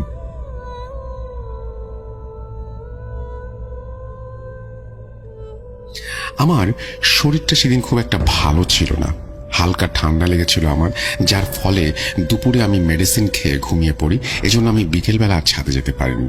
ঘুম ভাঙতে আমি দেখি সন্ধ্যা হয়ে গিয়েছে। ঘুম থেকে উঠে ফ্রেশ হয়ে আমি ছাদে যাবার জন্য বাসা থেকে বের হই, কারণ ছাদে আমাদের অনেকগুলো কাপড় ছিল, যে কাপড়গুলো সকালে শুকাতে দিয়েছিলাম। যাই হোক, ছাদের গেট দিয়ে আমি ছাদে যখন প্রবেশ করি, এমন সময় কানে অদ্ভুত একটা শব্দ আসে। আমি শুনতে পাই কোনো কিছু দুমড়ে মুচড়ে ভেঙে ফেলে যেমন শব্দ হয়, ঠিক তেমনি একটি শব্দ। এই শব্দের উৎস কোথায় সেটা খোঁজার জন্য যখনই আমি ছাদের বাম দিকে তাকাই, আমি ভয়ানক এক দৃশ্য দেখতে পাই। আমি দেখি পাশাপাশি একটি কলা গাছ এবং আরেকটি আতা গাছ দুটো ভয়ঙ্কর ভাবে কাঁপছে, এবং সেখান থেকে এমন শব্দ শোনা যাচ্ছে। আমি গাছগুলো থেকে এগিয়ে যাই এটা দেখার জন্য যে নিচে থেকে কে এই দুটো গাছগুলোকে এমন ভাবে ঝাঁকাচ্ছে। এরপর আমি ছাদের ওপর থেকে গাছগুলোর দিকে তাকাই, যা দেখতে পাই আমি তা দেখার জন্য মোটেও মানসিকভাবে প্রস্তুত ছিলাম না। আমি দেখি সেই গাছ দুটো সাপের মতো পেঁচিয়ে আছে, এবং গাছের গোড়ায় আবছা একটা কালো ছায়ার মতো কিছু একটা দেখা যাচ্ছে। এসব দেখে আমি প্রচন্ড ভয় পেয়ে যাই, এবং আমি আর 1 সেকেন্ড দেরি না করে বাসায় চলে আসি। এরপর আমার হাজবেন্ড বাসায় আসলে এই সমস্ত ঘটনা তাকে বলি, কিন্তু তিনি এসব ঘটনা বিশ্বাস করেন না। সেই রাতে আমাকে নিয়ে তিনি ছাদে যান, সেই গাছগুলো দেখান। সেই গাছগুলো দেখে আমি বেশ অবাক হয়ে যাই, কারণ সেই গাছগুলো তখন একদম স্বাভাবিক ছিল। আর এমনিতেই আমি এই সকল বিষয়ে তেমন একটা বিশ্বাস করতাম না। মানুষজন যখন এই ধরনের অস্বাভাবিক ঘটনাগুলো বলতো, সবকিছুই আমার কাছে বানোয়াট মনে হতো। প্রিয় লিসেনার্স, কি ভাবছেন? আমি সেই দিন সন্ধ্যায় যা দেখেছিলাম সেগুলো কি আমার চোখের ভুল ছিল? আমিও আপনাদের মতো এমনটাই ভেবেছিলাম, কিন্তু এই ছোট একটি অস্বাভাবিক ঘটনা যে ভয়াবহ একটি আগাম সংকেত দিচ্ছে, তা আমি মোটেও বুঝতে পারিনি। হ্যাঁ, একে একে আপনারা সবকিছুই জানতে পারবেন। একটু অপেক্ষা করুন এবং ধৈর্য ধরে শুনতে থাকুন সম্পূর্ণ ঘটনা। ওই ঘটনার পর কেটে যায় আরো 4 দিন। আমি সেই ঘটনাটি ভুলে যাই, কিন্তু ওই ঘটনার পর থেকে আমি ছাদে খুব কম যেতাম, কারণ ছাদে গেলে আমার মনের মাঝে কেমন যেন অস্থিরতা কাজ করত। যাই হোক, একদিন সকালে হঠাৎ আমার বাসায় দরজায় নক। দরজা খুলতে আমি দেখি পাশের ফ্ল্যাটের ভাবি দাঁড়িয়ে আছেন। আমি তাকে দেখে আমার বাসার ভেতরে আসতে বলি, কিন্তু তিনি আমাদের বাসার ভেতরে আসেন না। তিনি আমাকে বলেন আমি যেন ফ্রি হলে তার বাসায় যাই, আমার সাথে তার কিছু কথা আছে। আমি প্রায় সময় পাশের ফ্ল্যাটের ভাবির বাসায় গিয়ে গল্প করতাম, কিন্তু ভাবি আমাদের বাসায় কখনো আসতেন না। যাই হোক, ভাবির কথা মতো তাদের ফ্ল্যাটে যাই। ভাবি আমাকে বসতে বলেন। এরপর ভাবি বলেন, ভাবি, আপনাকে একটা কথা বলতে ভুলে গিয়েছিলাম। আপনি সন্ধ্যার পর কখনো ছাদে যাবেন না। আপনারা নতুন এসেছেন তো, এই বাসায় সন্ধ্যার পরে ছাদে যাওয়া নিষেধ। ছাদের সাথে লাগাও যে আতাফল গাছটি আছে, কিছু বছর আগে সেখান থেকে এই বাসারই একজন ভাড়াটিয়া আতাফল পাড়তে গিয়ে পড়ে ভয়াবহভাবে মারা যায়। এরপর থেকে ওই বাসার ছাদে সন্ধ্যার পরে যেই গিয়েছে সেই অস্বাভাবিক ঘটনার সম্মুখীন হয়েছে। এরপর থেকে রাতের বেলা এই ছাদে কেউ ওঠে না। যদিও আমি এসব তেমন বিশ্বাস করতাম না, এরপরও কেন জানি পাশের ফ্ল্যাটের ভাবির মুখে এই সমস্ত কথা শুনে আমার অনেক ভয় লেগেছিল। এরপর কিছুদিন কেটে যায় স্বাভাবিকভাবেই, কিন্তু মাঝে মাঝে রাতে আমি যখন বাসায় একা থাকতাম, আমার হাজবেন্ড যখন নাইট ডিউটিতে যেতেন, আমার গভীর রাতের দিকে মনে হতো আমি ছাড়া বাসার ভেতরে অন্য কারো উপস্থিতি আছে। আমি শুরুর দিকে ভেবেছিলাম এটা নিছক মনের ভুল, কিন্তু এক রাতে আমি বাসার ভেতরে যা দেখি সেটা আমাকে পুরো এলোমেলো করে দিয়েছিল। আমি কোনোদিন কল্পনাও করতে পারিনি আমার জীবনে এমন একটা কিছু ঘটতে পারে। আমি আমার বেডরুমে শুয়ে শুয়ে বই পড়ছিলাম, এমন সময় হঠাৎ আমার ড্রয়িং রুম থেকে অদ্ভুত কিছু শব্দ আমার কানে ভেসে আসে। ঘোড়া দৌড়ালে যেমন হয় ঠিক তেমন আমি সাথে সাথে দৌড়ে ড্রয়িং রুমের দিকে যাই। ড্রয়িং রুমে গিয়ে দেখতে পাই, আমি জানি না এরকম দৃশ্য আর কোনো মানুষ তার জীবনে দেখেছে কিনা, ড্রয়িং রুমে প্রবেশ করতেই আমি দেখি ভয়ানক আকৃতির ছাগলের একটা ভয়াবহ অবয়ব, সেটি ঠিক মানুষের মতো দাঁড়িয়ে আছে। সেই অবয়বটির মাথা ছাগলের মতো, পা দুটো ছাগলের মতো, কিন্তু সেই অবয়বটির হাত এবং মুখমণ্ডল ভয়ঙ্কর কোনো হিংস্র প্রাণীর মতো। সেই অবয়বটির হাত দুটিতে বড় বড় লম্বা নখ, মুখমণ্ডলের এক পাশে পুরো থ্যাঁতলানো। সেই জিনিসটির এক পাশের চোখ দিয়ে এক নাগাড়ে আমার দিকে তাকিয়ে আছে। আমি কি করব বুঝে উঠতে পারছিলাম না, আমার শরীর অবশ হয়ে যাচ্ছিল। এমন সময় হঠাৎই সেই অবয়বটি আমাকে উদ্দেশ্য করে ভয়ানক কণ্ঠে বলতে আসে, আমি এখানে থাকতে এসেছি কিনা, আমি নাকি এখানে থাকতে পারবো না, সে আমাকে চলে যেতে বলে। এবং সে বলে এই জায়গাটি অপবিত্র, এই জায়গায় আমি থাকি, এখানে কোনো আদম সন্তানের নাকি স্থান নেই, এখানে সে থাকে। এই বলে অবয়বটি একটি বিকট চিৎকার দিয়ে পাশের জানালা দিয়ে লাফ দিয়ে বের হয়ে গেল। এরপর আমার কিছু মনে নেই। আমার যখন জ্ঞান ফিরে আসে, আমি দেখি আমি হাসপাতালের বেডে শুয়ে আছি, পাশে আমার হাজবেন্ড। তাকে বসে থাকতে দেখে আমি জিজ্ঞাসা করি আমি এখানে কিভাবে এলাম। আমার হাজবেন্ড বলতে শুরু করেন, আমি সকালবেলা ডিউটি শেষ করে বাড়িতে আসি, অনেকক্ষণ যাবত দরজায় নক করছি, কিন্তু ভেতর থেকে কোনো শব্দ পাচ্ছি না। এরপর আমি আমার কাছে থাকা বাসার আরেকটি চাবি দিয়ে দরজা খুলতেই দেখি তুমি পড়ে আছো মেঝেতে। তোমাকে এই অবস্থায় দেখে আমি তোমার জ্ঞান ফিরিয়ে আনার চেষ্টা করি, কিন্তু আমার সব চেষ্টা বৃথা হয়ে যায়। আমি যখনই তোমার মুখে পানি ছিটিয়ে দিচ্ছিলাম, তুমি সাথে সাথেই খিঁচুনি দিয়ে উঠছিলে। এই অবস্থা দেখে আমি তোমাকে হাসপাতালে নিয়ে আসি, কিন্তু এখানে নিয়ে এসেও কোনো লাভ হয় না। আমরা কেউই তোমার জ্ঞান ফিরিয়ে আনতে পারছিলাম না। দুদিন পর আজকে তোমার জ্ঞান ফিরল। কি হয়েছিল, কেন তুমি জ্ঞান হারিয়েছিলে বলতে পারবে? এরপর আমি সেই রাতে ওই ঘটনা আমার হাজবেন্ডকে বলি। তিনি আমাকে বলেন আমি নাকি পাগল হয়ে গিয়েছি, তিনি আমার কোনো কথাই বিশ্বাস করেন না। যাই হোক, এরপর আমি পুরোপুরি সুস্থ হয়ে গেলে হাসপাতাল থেকে বাসায় চলে আসি। সেই রাতের ওই ঘটনা অতিবাহিত হয়ে যায় 1 মাস, কিন্তু এই 1 মাসে আমার সাথে কোনো অস্বাভাবিক ঘটনা ঘটে না। তবে কি সেই রাতে আমি যা দেখেছিলাম এটা আমার মনের ভুল ছিল? যদি আমার মনের ভুল হতো তাহলে আমি জ্ঞান হারিয়েছিলাম কেন সে রাতে? তবে কি এই নীরবতা বড় কোনো বিপদের সংকেত দিচ্ছে আমাকে? আমার মনে নানা ধরনের প্রশ্ন বারবার আমাকে ভাবিয়ে তুলছিল, কিন্তু আমার মনে উদয় হওয়া এই সকল প্রশ্নের কোনো উত্তর আমি পাইনি। যাই হোক, এই সবের মধ্যে আমাদের ছোট পরিবারে আনন্দময় অনুভূতি নিয়ে একটি বড় সুখবর চলে এলো। আমি আমার জীবনের সবচেয়ে বড় সুখবরটি পাই।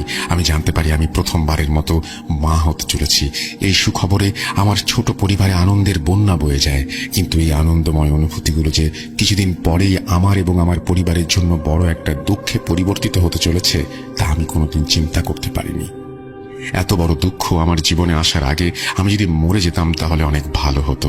প্রিয় লিসেনার্স, আমি কেন বললাম এই কথা একটু অপেক্ষা করুন, কিছুক্ষণ পরেই জানতে পারবেন আপনারা।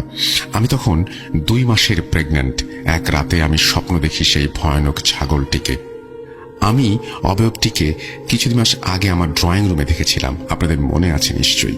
আমি দেখি সেই অবয়বটি আমার পায়ের কাছে দাঁড়িয়ে আছে এবং এক নাগাড়ে আমার পেটের দিকে তাকিয়ে আছে।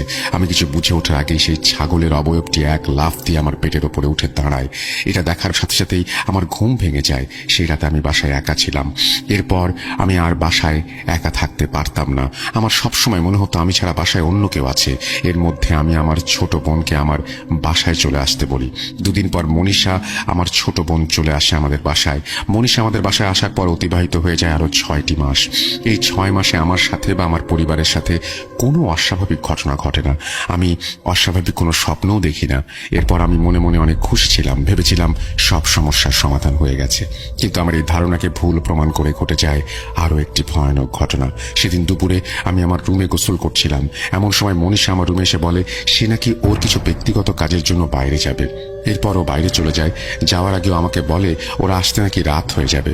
মনীষাকে বিদায় দিয়ে আমি রুমের মধ্যে এসে ঘুমিয়ে পড়ি। ঘুমের মধ্যে একটা সময় আমি স্বপ্ন দেখি সেই ছাগলের অবয়বটিকে, এবং আমার আগে দেখা সেই স্বপ্নের মতোই আমার পায়ের ঠিক কাছে এসে সে দাঁড়ায়।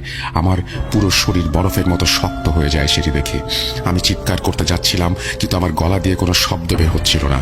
এমন সময় সেই অবয়বটি বিকট চিৎকার করে জঘন্যভাবে হাসতে শুরু করে।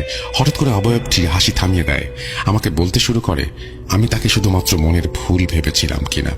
সে আমাকে বলেছিল যে এই স্থান ছেড়ে যেতে, কিন্তু আমি যে যাইনি এটা আমার প্রথম ভুল। এবং এই জায়গাটি যে অপবিত্র এবং এখানে কোনো পবিত্র কোনো কিছু করা সম্ভব নয় সেটাও আমি শুনিনি। সেই জন্য আমাকে শাস্তি পেতে হবে। এই বলে সে অবয়বটি এক লাফে আমার খাটের ওপরে উঠে বসে এবং আমার পেটের ওপরে হাত দিয়ে ধারালো নখ দিয়ে আঘাত করতে শুরু করে। এক নিমিষে আমার চোখের সামনে আমার পেট ছিন্ন ভিন্ন হয়ে যায়। সেই অবয়বটি ধারালো নখের আঁচড়ে। স্বপ্নের মধ্যে সব দেখে সাথে সাথে আমার ঘুম ভেঙে যায়। ঘুম ভেঙে যেতে আমি শুনতে পাই মাগরিবের নামাজের আজান হচ্ছে। এদিকে আমার পুরো শরীর ঘামে ভিজে গিয়েছে এবং আমার পুরো শরীরে যন্ত্রণা হচ্ছে। এরপর আমি আস্তে আস্তে বিছানা থেকে উঠে ওয়াশরুমে গিয়ে ফ্রেশ হয়ে এসে মাত্র বিছানায় বসেছি, এমন সময় হঠাৎ বাসার দরজায় কে যেন নক করে। দরজা খুলতেই দেখি মনীষা দাঁড়িয়ে আছে। মনীষার চেহারার দিকে তাকিয়ে আমি বেশ অবাক হয়ে যাই। ওকে কেমন যেন রাগান্বিত দেখাচ্ছিল, পুরো মুখ লাল হয়ে গেছে। হয়তো রাস্তায় কোনো একটা কিছু ঘটেছে। এটা ভেবে আমি ওকে জিজ্ঞেস করি, রাস্তায় কি হয়েছে তোর, এত রেগে আছিস কেন? কিন্তু মনীষা কোনো প্রশ্নের উত্তর না দিয়ে ওর রুমে চলে যায়। এরপর আমি ওকে কিছু জিজ্ঞেস না করে চলে আসি আমার রুমে। আমি বেশ চিন্তায় পড়ে যাই। কিছুক্ষণ আগে আমি আমার দেখা সেই স্বপ্ন নিয়ে ভাবতে থাকি, এতদিন পর আবার আমি এরকম কেন স্বপ্ন দেখলাম? মনে বারবার শুধুমাত্র এই প্রশ্নটাই করা নাড়ছিল, কিন্তু আমি এই প্রশ্নের কোনো কুল কিনারা করতে পারছিলাম না। যাই হোক, এক সময় মনীষা আমার রুমে এসে 2 কাপ চা হাতে নিয়ে ঢোকে। চায়ের একটা কাপ আমার দিকে এগিয়ে মনীষা বলে, আপু তোমার জন্য চা বানিয়ে এনেছি, নাও চা খাও। মনীষার হাত থেকে চায়ের কাপটা নিতে নিতেই আমার নাকে প্রচন্ড বাজে একটা দুর্গন্ধ ভেসে আসে। আমি আমার মনের ভুল ভেবে চায়ের কাপে চুমুক দিতে যাব, এমন সময় আমি দেখি চায়ের কাপে চায়ের পরিবর্তে রক্ত আর ছোট বাচ্চার 2টো আঙুল ভাসছে সেখানে। এটা ভেবে আমি চায়ের কাপ ছুঁড়ে ফেলে দেই। মনীষার দিকে তাকাই। মনীষার দিকে তাকাতে আমি দেখতে পাই মনীষা ভয়ানকভাবে আমার দিকে তাকিয়ে আছে, মুচকি মুচকি হাসছে। এমন সময় হঠাৎ করেই মনীষার চেহারা পরিবর্তিত হতে শুরু করে। হঠাৎ তার চেহারা পরিবর্তিত হয়ে ভয়ানক চেহারা বেরিয়ে আসতে থাকে। এটা দেখার পরে আমার আর কিছু মনে নেই।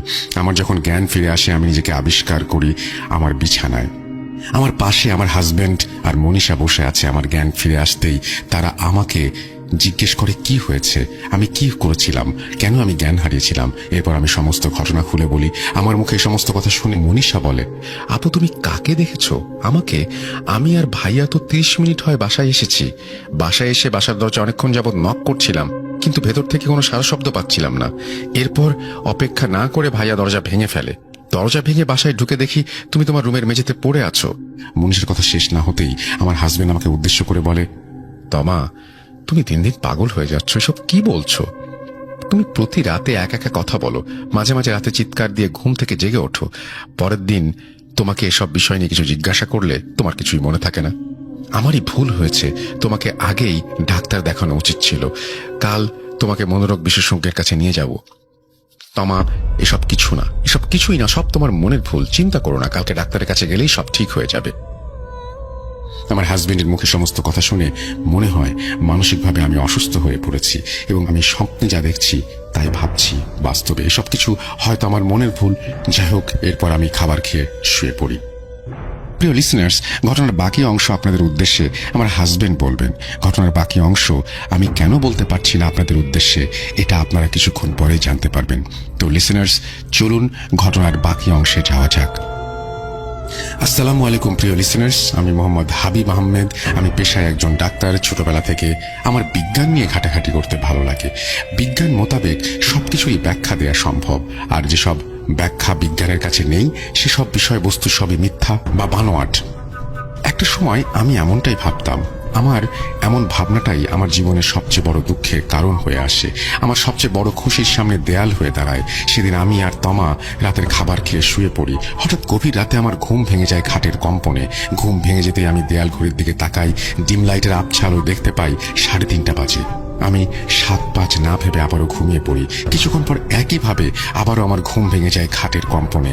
ঘুম ভেঙে যেতেই আমি তাকাই তোমার দিকে। তাকাতেই দেখি তোমার পুরো শরীর কাঁপছে। এমন সময় আমি হঠাৎ শুনতে পাই অদৃশ্য কেউ একজন ভারী গলায় বলছে সে নাকি আমার সন্তানকে নিতে এসেছে। এই জায়গা নাকি তাদের, এই জায়গাটি অপবিত্র এবং আমরা নাকি তাদের কোনো কথাই শুনিনি, এবং সবচেয়ে আমাদের যে খুশির খবর সামনে সেটিকেই নাকি তারা সবচেয়ে বড় দুঃখে পরিণত করবে। এই বলেই সে অদৃশ্য জিনিসটি হাসিতে মেতে ওঠে, আর সেই কথাগুলো পুরো ঘরের মধ্যে যেন প্রতিধ্বনিত হতে থাকে। এমন সময় তমা এক লাফ দিয়ে বিছানায় উঠে দাঁড়ায় এবং এক দৌড়ে রুমে থাকা পড়ার টেবিলের দিকে ছুটে যায়। ওকে এমন ভাবে ছুটে যেতে দেখে আমি পেছন থেকে ওকে টেনে ধরি, কিন্তু আমাকে ধাক্কা দিয়ে ফেলে সে চলে যায়। আমি মেঝের ওপরে পড়ে যেতেই আমার পুরো শরীর প্যারালাইজড হয়ে যায়। আমি আমার মুখ দিয়ে কোনো কথা বলতে পারছিলাম না, আমার শরীরের কোনো অঙ্গ নাড়াতে পারছিলাম না। এমন সময় তমা পড়ার টেবিলের সামনে দাঁড়িয়ে হাসতে শুরু করে এবং পড়ার টেবিলের দুকোনায় যে দুটো তীক্ষ্ণ অংশ থাকে সেই কোণার অংশ দিয়ে বারবার নিজের পেটের দিকে নিয়ে যেতে থাকে এবং তীক্ষ্ণ অংশ দিয়ে নিজের পেটকে ধাক্কা দিয়ে পেটে আঘাত করতে থাকে। এসব দৃশ্য নিরুপায়ের মতন আমি শুধু দেখেই যাচ্ছিলাম। সেদিন আমার নিজেকে পৃথিবীর সবচেয়ে বড় অপরাধী বলে মনে হয়েছে। এই বাসার সব অতীত জানার পরেও আমি এই বাসা ভাড়া নিয়েছি। এই অদৃশ্য বিষয়ের ওপর অবিশ্বাসের জন্য আজ চোখের সামনে সবকিছু শেষ হয়ে যাচ্ছে, কিন্তু আমি কোনো কিছুই করতে পারছি না। কেন আমি তোমার এতদিনের কথা বিশ্বাস করলাম না? তোমার কথা বিশ্বাস করলে আজ হয়তো আমাকে এমন দৃশ্য দেখতে হতো না। আজ আমার চোখের সামনে আমার স্ত্রী, আমার সন্তান মৃত্যুর কোলে ঢলে পড়ছে, আর আমি কিছুই করতে পারছি না। এমন সময় সেই টেবিলের তীক্ষ্ণ অংশের আঘাতে তোমার পেট ফেটে যায়, তোমার সাথে সাথে অজ্ঞান হয়ে মাটিতে পড়ে যায়। এমন সময় বাসার পাশের মসজিদ থেকে ফজরের আজান শোনা যায়। আজানের শব্দে সাথে সাথে আমার পুরো শরীর স্বাভাবিক হয়ে যায়। আমি যেন আমার স্ত্রী এবং সন্তানকে বাঁচানোর আশা খুঁজে পেতে শুরু করি। এরপর আমি তোমাকে নিয়ে হাসপাতালে পাগলের মতো ছুটে যাই। সেদিন আমি তোমাকে ঠিক আল্লাহ তাআলার অশেষ রহমতে বাঁচাতে পেরেছিলাম, কিন্তু সেদিন আমি আমার সন্তানকে বাঁচাতে পারিনি। টেবিলের কোণার তীক্ষ্ণ অংশের আঘাতে আমার সন্তানের মাথা পুরো থেতলে গিয়েছিল, পেটের ভেতরে সে মারা গিয়েছিল। কিছুদিন পর তোমার সুস্থ হয়ে যায়, সেই বাসা আমরা ছেড়ে দেই। প্রিয় লিসনার্স, আমি আমার সন্তানের মৃত্যুর জন্য দায়ী। আমি সব জেনে শুনে নিজের দুঃখ ডেকে এনেছিলাম। আমি জানতাম এই বাড়িতে কি হয়েছিল। হ্যাঁ প্রিয় লিসনার্স, আপনারা ঠিকই শুনেছেন, আমি এই বাসার সব অতীত জানতাম। আমার এই অতি প্রাকৃত বিষয়ের ওপর অবিশ্বাস আজ আমাকে একটা বড় শাস্তি দিয়েছে।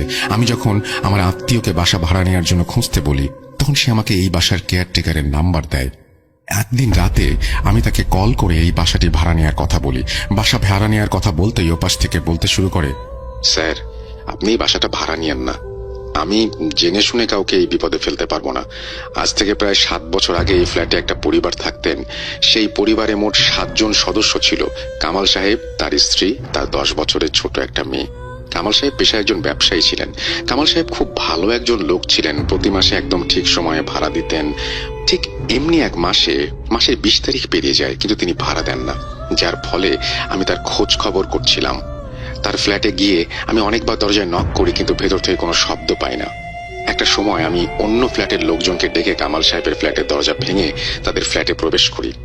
ফ্ল্যাটে প্রবেশ করতে আমাদের সবার নাকে ভেসে আসে প্রচন্ড বাজে একটি দুর্গন্ধ। দুর্গন্ধের উৎস খুঁজতে খুঁজতে আমরা কামাল সাহেবের বেডরুমে প্রবেশ করি। সেখানে আমরা সবাই ভয়ানক এক দৃশ্য দেখতে পাই। আমরা দেখি কামাল সাহেবের দেহ ফ্যানের সাথে ঝুলছে।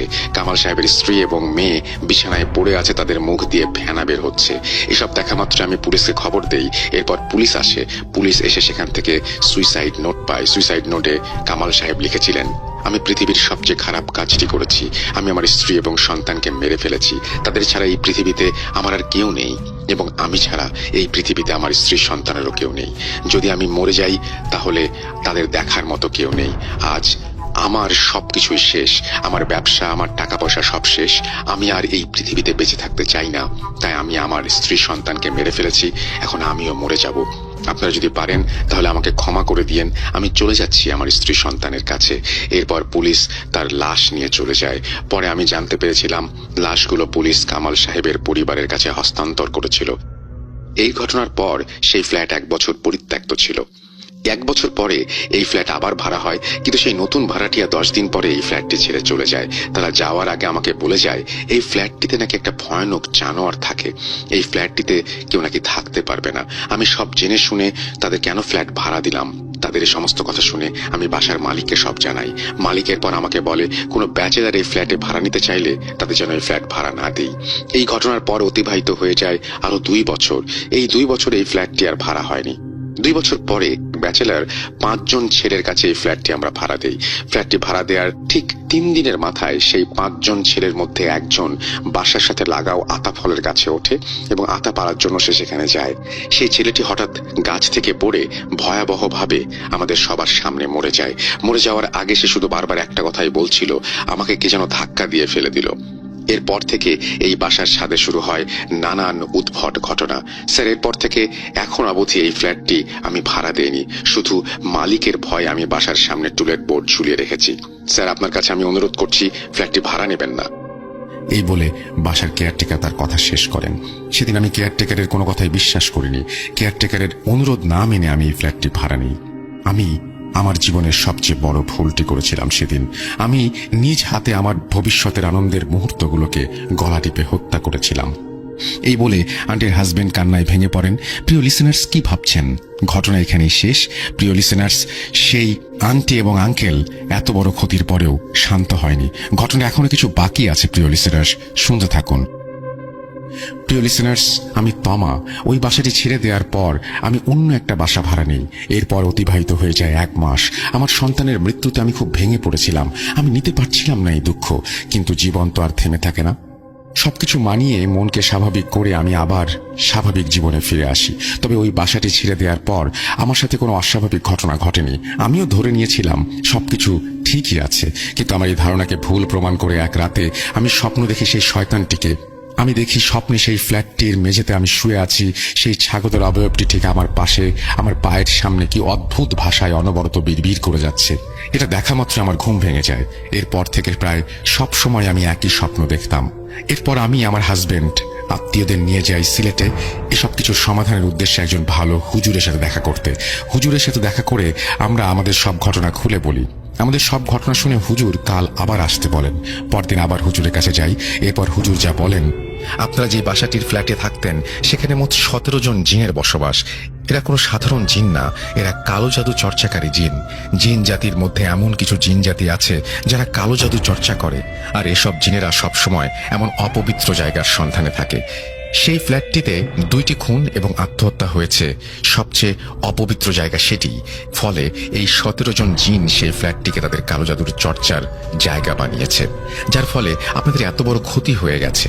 আজ এখনো সেই জিনগুলো আপনাদের উপর দৃষ্টি দিয়ে রেখেছে। এর পেছনে কারণ আছে। কারণটি হচ্ছে আপনাদের পরবর্তীতে আর কোনো সন্তান যাতে না হয়, যদিও হয় তারা যেন পৃথিবীর মুখ দেখতে না পারে, পৃথিবীতে বেশি দিন থাকতে না পারে। তবে আপনারা চিন্তা করেন না, আল্লাহ তাআলা চাইলে সবকিছুরই সমাধান হয়ে যাবে। এরপর হুজুর প্রায় 6 মাস আস্তে আস্তে সময় নিয়ে রুকাইয়া করেন। আস্তে আস্তে আমি একদম স্বাভাবিক হয়ে যাই। এর প্রায় 2 বছর পর আমার একটা ফুটফুটের ছেলে সন্তান হয়। এখন আমি এবং আমার হাজবেন্ড খুব সুখে শান্তিতে বেঁচে আছি। আমার নানা ভাইয়ের মামা ছিলেন সাবেক মেম্বার, ওনার নাম ছিল জামিল মেম্বার। যেহেতু মামার বাড়ি ভারতের ভেতরে পড়েছে এবং আমাদের এলাকার মানুষ অবৈধভাবে পাসপোর্ট ভিসা ছাড়া ভারতে নিয়মিত যাতায়াত করত, তাই আমার নানা ভাই অবৈধভাবে ভারতে প্রবেশ করে তার মামার বাড়িতে বেড়ানোর উদ্দেশ্যে যায়। তখন আমার নানা ভাইয়ের বয়স ছিল 20 বছরের আশেপাশে। টকবগে তরুণ যুবক, সাহসে বুক ভরা। তো মামার বাড়িতে বেড়াতে গিয়ে তিনি ওই এলাকার একটি স্থানীয় বাজারে ঘুরতে ও কেনাকাটা করতে চান। তখন তিনি বাজারের লোকের কাছ থেকে শুনতে পান পাশেই এক বাড়িতে এক হিন্দু মহিলা তার স্বামীর সাথে ঝগড়া করে গলায় দড়ি দিয়ে আত্মহত্যা করেছে। তখন আমার নানা ভাই আগ্রহ নিয়ে ওই বাড়িতে মহিলাটির মৃতদেহ দেখতে যান।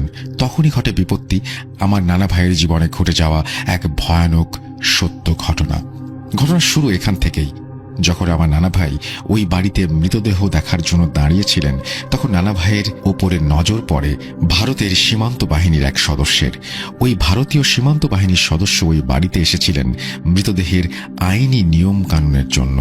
তখন তিনি আমার নানা ভাইকে সন্দেহজনকভাবে গ্রেফতার করেন।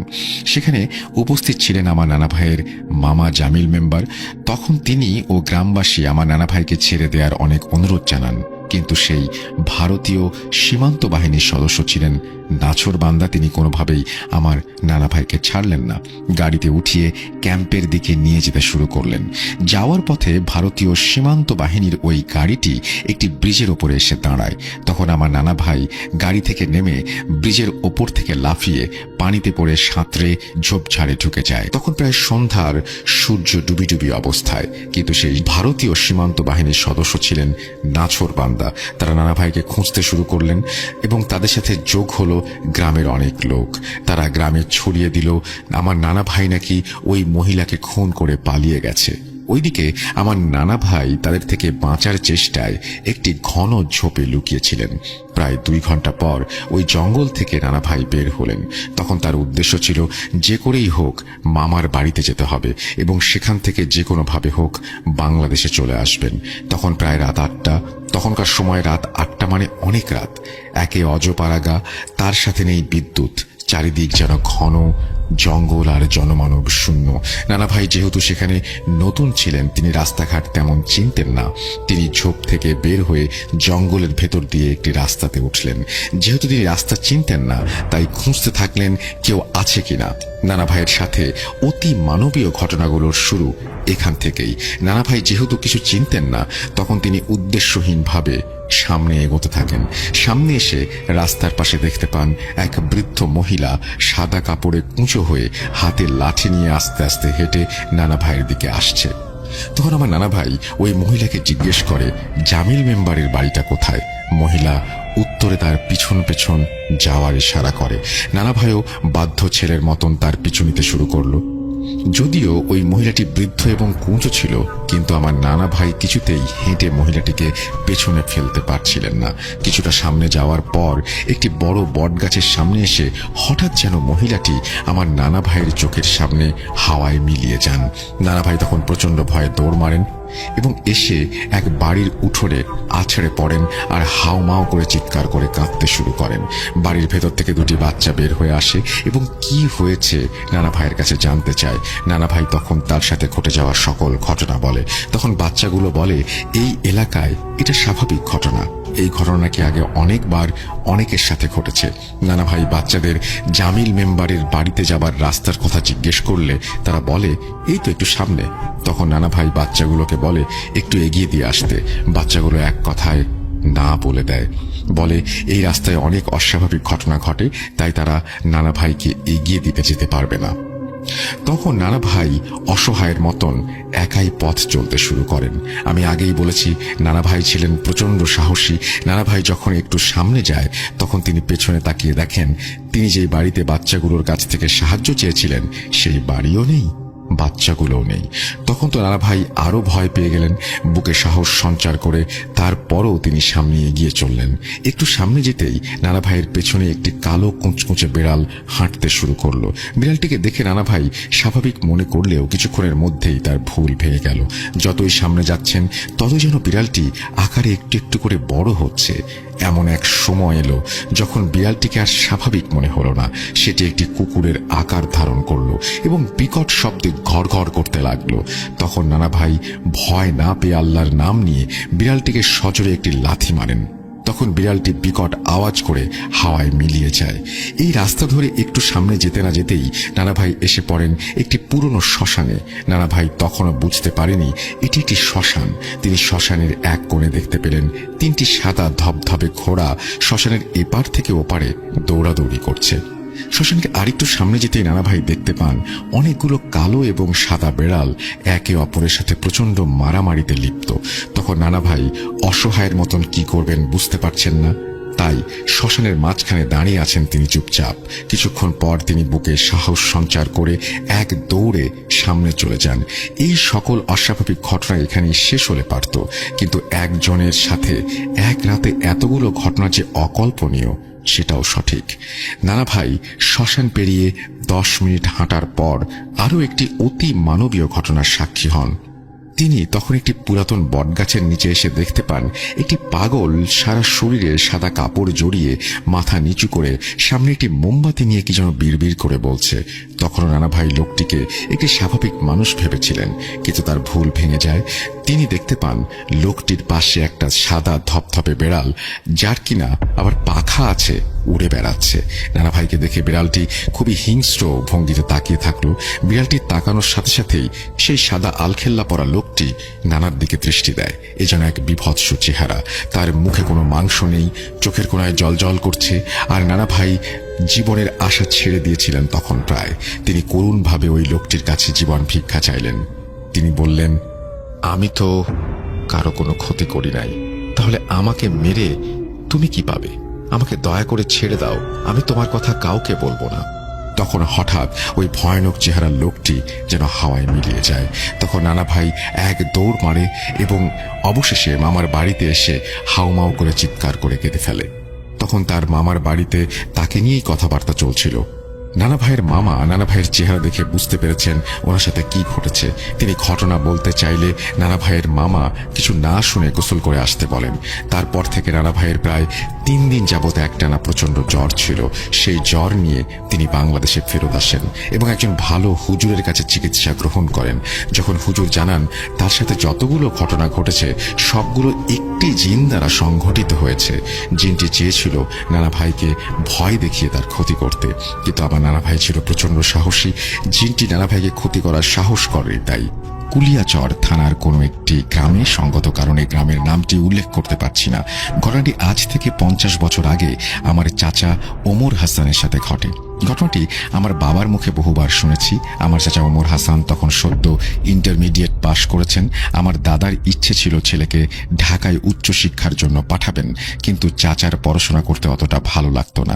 উনি পড়াশোনা করবেন না, গ্রাম থেকে কিছু একটা করবেন। দাদা বলেছিলেন, গ্রামেই যখন থাকবা তখন তুমি তাহলে আমার জমি জমাগুলো দেখো, তুমি চাষাবাদ করো। কিন্তু তার চাষাবাদের প্রতিও মন বসে না। ওনার ইচ্ছা ছিল মাছের চাষ করবে। আমার দাদার অনেক জমি জমার মাঝে 2টো ধানের জমি ছিল, যেখানে ধান চাষ করলেও ধানের ফলন ততটা ভালো হতো না, প্রতি বছর লোকসান হতো। তাই দাদা সিদ্ধান্ত নিলেন ওই জমি দুটো তার ছেলের ইচ্ছে মতো মাছ চাষ করার জন্য, মাছের ঘের তৈরি করার জন্য দেবেন। ভাবনা মতন ঘের তৈরির জন্য গ্রামের কয়েকজন গরিব কামলাকে নিয়োগ দেয়া হলো। 5 দিন মাটি খনন করে তারা ছোটখাটো একটা ঘের তৈরি করে দেবেন। যেদিন থেকে ঘের খননের কাজ শুরু হবে তার আগের রাতে আমার দাদা স্বপ্ন দেখেন দাদা তার ঘরের বারান্দায় একটা চৌকিতে বসে হাত পাখা দিয়ে বাতাস করছেন।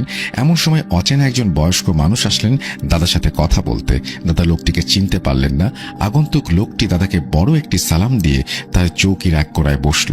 দাদা লোকটিকে বললেন, আপনাকে তো ঠিক চিনতে পারলাম না, কে আপনি? ওই লোকটি দাদার প্রশ্নের কোনো জবাব না দিয়ে সরাসরি বলল, আপনারা কালকে আমাদের ওই জমি খননের কাজ শুরু করবেন না, আর যদি করেন তাহলে ওই জমির ডান পাশে থাকা গাব গাছটি যেন কাটা না হয়। গাছটি যদি কাটা হয় তাহলে কিন্তু আপনাদের পরিবারে অনেক বড় ক্ষতি হয়ে যাবে। এটুকু বলে লোকটি উঠে সোজা হাঁটা দিল। দাদা লোকটির পেছন পেছন যান। কে আপনি? এই কথা কেন বলছেন? বলতে বলতে বাড়ির বাইরে গিয়ে সেই লোকটিকে আর খুঁজে পেলেন না। স্বপ্নটা এতটুকুই ছিল। পরদিন সকালে যখন একজন একজন করে কামলারা এসে বাড়িতে হাজির হচ্ছিল তখন দাদার মনে রাতে দেখা ওই স্বপ্নটি খচখচ করছিল। হঠাৎ উনি এমন একটি স্বপ্ন কেন দেখলেন? 3 জন কামলা উঠানে বসে আছে। দাদা আর চাচা বলা মাত্রই তারা কাজে গিয়ে যোগ দেবেন। আজকে প্রথম দিনের কাজ ওই গাব গাছটিকে কাটা। কালকে থেকে 5 জন কামলা মিলে ঘের শুরু করবেন। দাদা তার মনের অস্থিরতার কথাটি দাদির সাথে শেয়ার করলেন। দাদি বললেন, এমন একটি স্বপ্ন যখন দেখেছেন তাহলে কি ওখানে কাজ করাটা ঠিক হবে? এমন সময় চাচা ঘরে প্রবেশ করলেন এবং দাদাকে ডাকতে আসলেন। আসেন, কামলারা এসছে, কাজ বুঝিয়ে দেই। দাদা চাচাকে তার রাতে দেখা স্বপ্নের কথাটি বলে তার মনের অস্থিরতার কথাটি জানান। চাচা বিষয়টি হেসে উড়িয়ে দিয়ে বললেন, আরে ধুর, আপনি কি যে বলেন, স্বপ্নকে এত গুরুত্ব দিতে হয়? আসেন যাই, কামলারা বসে আছে, কাজ শুরু করে দিতে হবে, না হলে ওই গাছ নিয়ে বসে থাকতে হবে। আসেন তো। বলে দাদার হাত ধরে কামলাদের সাথে ওই জমির কাছে নিয়ে গেলেন। কামলারা কোমরে গামছা বেঁধে কোড়াল দিয়ে দড়ি হাতে নিয়ে উঠে পড়ল গাছের ডালে। প্রথমে গাছের বড় ডালগুলি এক এক করে কেটে দিয়ে বেঁধে নিয়ে নামানো হলো। গাছে যে 2 জন উঠেছেন তাদের একজনের নাম আরশ আলী আর একজনের নাম শফিকুল। আর 3 জন কামলার একজন দাঁড়িয়ে চাচা আর দাদির সাথে কি যেন নিয়ে আলাপ করছিলেন। কথার ফাঁকে ফাঁকে তাদের কানে আসলো আরশ আলী আর শফিকুল যে গাছে কোড়াল দিয়ে আঘাত করছিল সেই আঘাতের শব্দটি তারা শুনতে পাচ্ছিলেন। আরশ আলী একবার গাছ থেকে জোরে বলে ওঠেন, ইয়াসির রে, গাছে কি পরিমাণ পিঁপড়া, কামড়িয়ে শরীরটা ফুলিয়ে ফেললো। শফিকুলও বলল, হ্যাঁ, আমাকেও কামড়াচ্ছে। আরশ আলী আরো একটি কোপ বসান গাছের ডালে। সাথে সাথেই একটি আত্মচিৎকার দিয়ে গাছের ডাল থেকে নিচে জমিতে ধপাস করে পড়ে যান। আর গাছের ওপরে থাকা শফিকুল সাপ সাপ বলে চিৎকার করতে করতে হুড়মুড়িয়ে নিচে নেমে আসেন। সবাই চমকে ওঠে আরশ আলীর কাছে ছুটে যান। আরশ আলীর হাঁটুর ওপরে সাপের কামড়ের দাগ স্পষ্ট দেখা যাচ্ছে। আরশ আলী মাটিতে পড়ে ছটফট করছেন। চিৎকারে আশেপাশের মানুষ জমা হয়ে গেল। আরশ আলীকে ধরাধরি করে দাদার বাড়িতে নিয়ে আসা হলো। উঠোনে চাটাই পাতিয়ে তাকে তাকে শুইয়ে দেয়া হলো। কামড় দেবার ওপরে জায়গায় গামছা দিয়ে শক্ত করে বেঁধে দেয়া হলো। একজন ছুটে গেলেন ওঝা ডাকতে। ওঝা নিয়ে ফিরে আসতে আসতে ততক্ষণে আরশালী মারা গেলেন। আকস্মিক এমন দুর্ঘটনায় গ্রামের মানুষজন বাকরুদ্ধ হয়ে গেল। তাদের ভীষণ কষ্ট হতে লাগলো। তাদের কাজ করতে এসে এমন একটি তরতাজা প্রাণ ঝরে গেল। 1 সপ্তাহ কাজটি বন্ধ থাকলো। 1 সপ্তাহ পরে বড় চাচা দাদাকে বললেন, 1 সপ্তাহ তো কাজটা পিছিয়ে গেল, কাল থেকে না হয় আবার শুরু করি। দাদার মনটা কেন জানি সায় দিচ্ছিল না। কিন্তু আমার বড় চাচা ছিলেন একরোখার বদমেজাজি টাইপের মানুষ। উনি অশান্তি করবেন বলে দাদা মানা করেননি। পরদিন আরো কিছু মানুষ এসে মাঠে গেল গাব গাছটি কাটার জন্য। প্রথম 1-1.5 ঘন্টা কোনো সমস্যা হয়নি। 2টি ডাল কাটা হয়ে গেছে। তৃতীয় ডালটি যেই লোকটি কাটার জন্য কোপ দিয়েছেন, কোপ দেবার সাথে সাথে হঠাৎ করে তার পেটে ভীষণ ব্যথা শুরু হয়। সে গাছ থেকে নিচে নেমে আসে। নিচে নেমেই প্রচন্ড বমি করতে থাকে। একসময় বমি করতে করতে তার নাক মুখ দিয়ে রক্ত বের হতে শুরু করে। তাকে ধরাধরি করে হাসপাতালে নিয়ে যাওয়া হয়। লোকটির ভাগ্য ভালো, সে বেঁচে যায়। তারপর থেকে আর কাউকে রাজি করানো যায়নি ওই গাছটি কাটার জন্য। চাচার ওই কথা, ওই গাছ রেখে তিনি ঘের তৈরি করবেন না, গাছটি তিনি কাটবেনই। দাদা দাদি অনেক বুঝিয়ে তাকে রাজি করান, গাছটি রেখেই যেন ঘেরটা কাটা হয়। চাচা মুখে রাজি হলেও মনে মনে দৃঢ় প্রতিজ্ঞ হলেন যে দাদাকে না জানিয়ে একদিন চুপি চুপি যেভাবেই পারেন গাছটি উনি কেটেই ছাড়বেন। এবার আর কোনো কামলা নেওয়া দেবেন না। চাচা তার 3 জন বন্ধুকে রাজি করালেন কোনো একদিন ফজরের আজানের পর ওনারা সবাই মিলে ওই গাছটি কেটে ফেলবেন পুরোপুরি সূর্য ওঠার আগেই। তাহলে দাদা আর তাদেরকে বাধা দিতে পারবে না। প্ল্যান মোতাবেক ওনারা নির্দিষ্ট একটি রাত ঠিক করলেন। বাড়ি থেকে ওই রাতে গাছটি কাটার জন্য বের হতে চাইলে দাদা দাদি টের পেয়ে যেতে পারেন। তাই তিনি সেই রাতে দাদিকে বললেন আজ রাতে তিনি তার বন্ধু বাচ্চুর সাথে ঘুমাবেন। চাচা মাঝে মাঝেই তার বন্ধুর বাড়িতে থাকতেন, তার বন্ধুরাও তার সাথে থাকতে আসতো, তাই দাদি মানা করেননি। চাচার 2 বন্ধু কালাম আর রঞ্জু সেই রাতে বাচ্চুর বাড়িতে চাচার সাথে একসাথেই ছিলেন। ফজরের আজানের প্রথম আওয়াজ পাওয়ার পরপরই চাচারা নিজেদের যার যার শরীর বন্ধ করে গাছটি কাটার উদ্দেশ্যে রওনা দেন। সেদিন চাচার তার বন্ধুদের ভাগ্য ভালো ছিল বলে ওনারা সকালে সূর্য মাথার ওপর ওঠার আগেই গাছটি কেটে ফেলতে সক্ষম হন। বিজয়ের হাসি হেসে চাচা বাড়িতে ফিরে আসেন। দাদা সবটা শুনে মনে মনে অনেক ভয় পেয়েছিলেন, না জানি আবার কোন অঘটন ঘটে। সে রাতে আমার দাদা দাদি দুজনেই এক ভয়ানক স্বপ্ন দেখেন। ওনাদের দুজনের স্বপ্নই ছিল এরকম, ওনারা দেখতে পান দাদার ওই জমিতে একটি লোকের লাশ উল্টো করে কোমর অবধি মাটির নিচে গাঁথা রয়েছে। এই স্বপ্নটি দেখে ওনারা ভীষণ চিন্তিত আর ভয়ার্ত হয়ে পড়েন। চাচাকে এই কথাটি জানানো হলে চাচা অট্ট হাসিতে ফেটে পড়েন। উনি বলেন বনের বাঘে খায় না, মনের বাঘে খায়। তারপরেও দাদি ছেলের নিরাপত্তার জন্য এক হুজুরের কাছ থেকে একটি তাবিজ এনে গলায় পরিয়ে দেন। মার জোড়াজড়িতে চাচা ওই তাবিজটি কিছুদিন গলায় পড়ে থাকেন। আর এক সময় দেখতে দেখতে চাচার স্বপ্নের ঘেরটিও কাটা হয়ে যায়। ওই ঘেরে চাচা কিছু তেলাপিয়া, দেশি কই আর ঘাস খাপ মাছের চাষ করেন। চাচা খুব খুশি ছিলেন তার নতুন কাজ নিয়ে। ঘের থেকে যেন মাছগুলি চুরি না হয় সেজন্য পাহারা দেবার জন্য উনি ঘেরের পাশেই ছোট একটি চালা ঝাপড়া বানিয়ে সেখানেই পাহারা দেবেন বলে ঠিক করেন। প্রথম কয়েক রাত আমার চাচা আর দাদা একসাথে ওই ঘেরে পাহারা দিচ্ছিলেন পালা করে। একজন ঘুমাতেন আর একজন জেগে পাহারা দিতেন। কিছুদিন পর চাচা দাদাকে মানা করে দেন রাতে তার সাথে ওইখানে পাহারা দিতে, কারণ দাদার অসুবিধা হচ্ছে ঘুমের এবং শরীরটা ভেঙে পড়ছিল।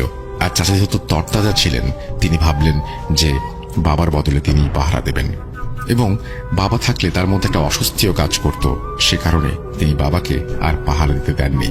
ওনার বন্ধুরা ওনার সাথে রাতে থাকলে অনেক খেলাটেলা করা যায়, সিগারেট খাওয়া যায়। সেজন্য তিনি তার বন্ধুদেরকে পালা করে একের পর এক সাথে নিয়ে ঘের পাহারা দিতে শুরু করেন। দেখতে দেখতে মাসখানেক চলে যায়।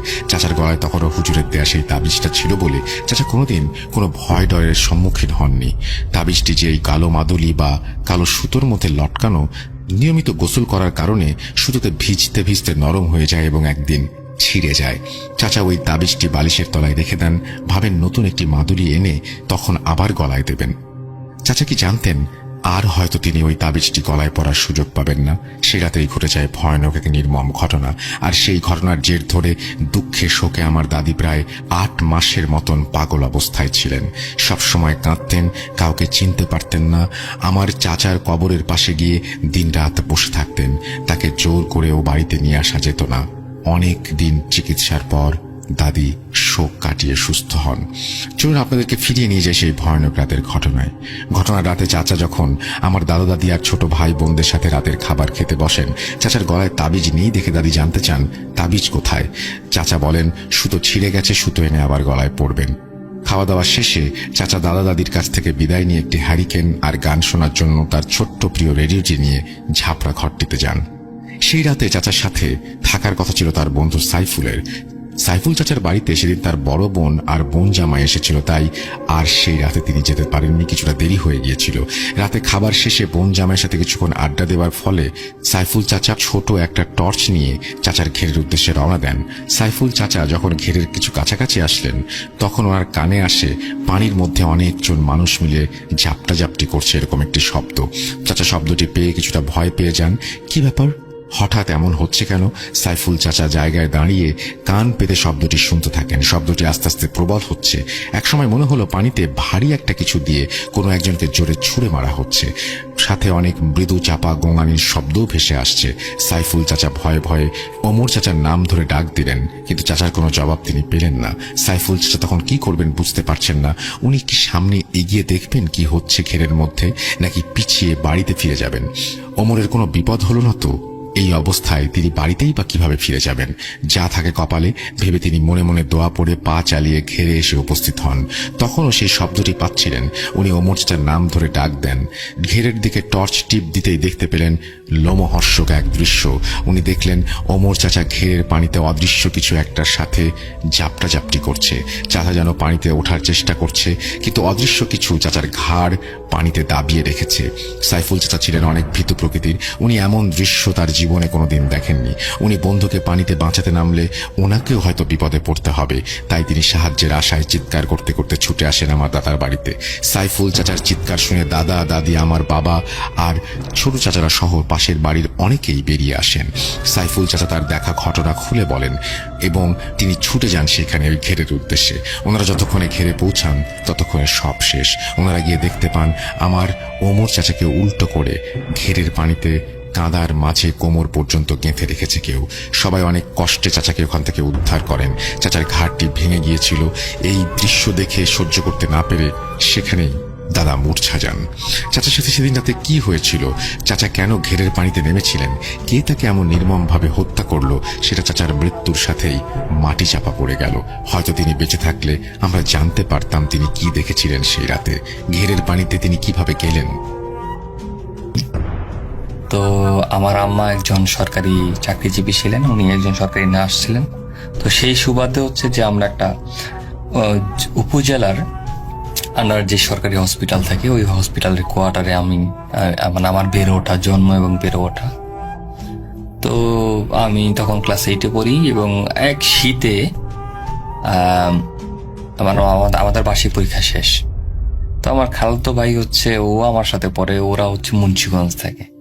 ও আমার খালাতো ভাই, আমার খালাতো বোন এবং আমার খালা, ওনারা মানে আমাদের এখানে বেড়াইতে আসে, আমাদের বাসায় বেড়াইতে আসছে। তো একদিন চিন্তা করলাম যে কি করব, আমার খালাতো ভাইকে নিয়ে একদিন রাতে চিন্তা করলাম যে বের হবো। এক সন্ধ্যার দিকে আমরা বাসায় পিঠা বানাইছে, ওই শীতের যে জ্যাকেট থাকে, জ্যাকেটের পকেটে কিছু পিঠা নিয়ে নিয়েছি। আমরা ছোট মানুষ, আমাদের কাছে তো এরকম টাকা পয়সা তখন দেয়ও না। ওই পিঠা নিয়ে গেছি উপজেলায়।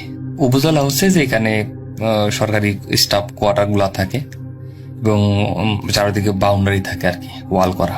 ওইটার মাঝখানে হচ্ছে একটা বিশাল বড় পুকুর আছে, দিঘির মতোই আর কি। এবং এই দিঘির পাশে যে কটা কোয়ার্টার আছে, এই কোয়ার্টারের মাঝখানে একটা কোয়ার্টার আছে। সেই কোয়ার্টারের সামনে একটা বাদাম গাছ এবং নিচে একটা দোলনা থাকে। বাচ্চারা যেসব দোলনা কি হয় আর কি বসে। তো তার থেকে প্রায় 40-50 কদম দূরে একটা বাড়িতে বিয়ে হচ্ছিল আর কি, মানে বিয়ের অনুষ্ঠান। তো আমার খালাতো ভাইকে নিয়ে ওইখানে যাই রাতে বেলায়, শীতকাল।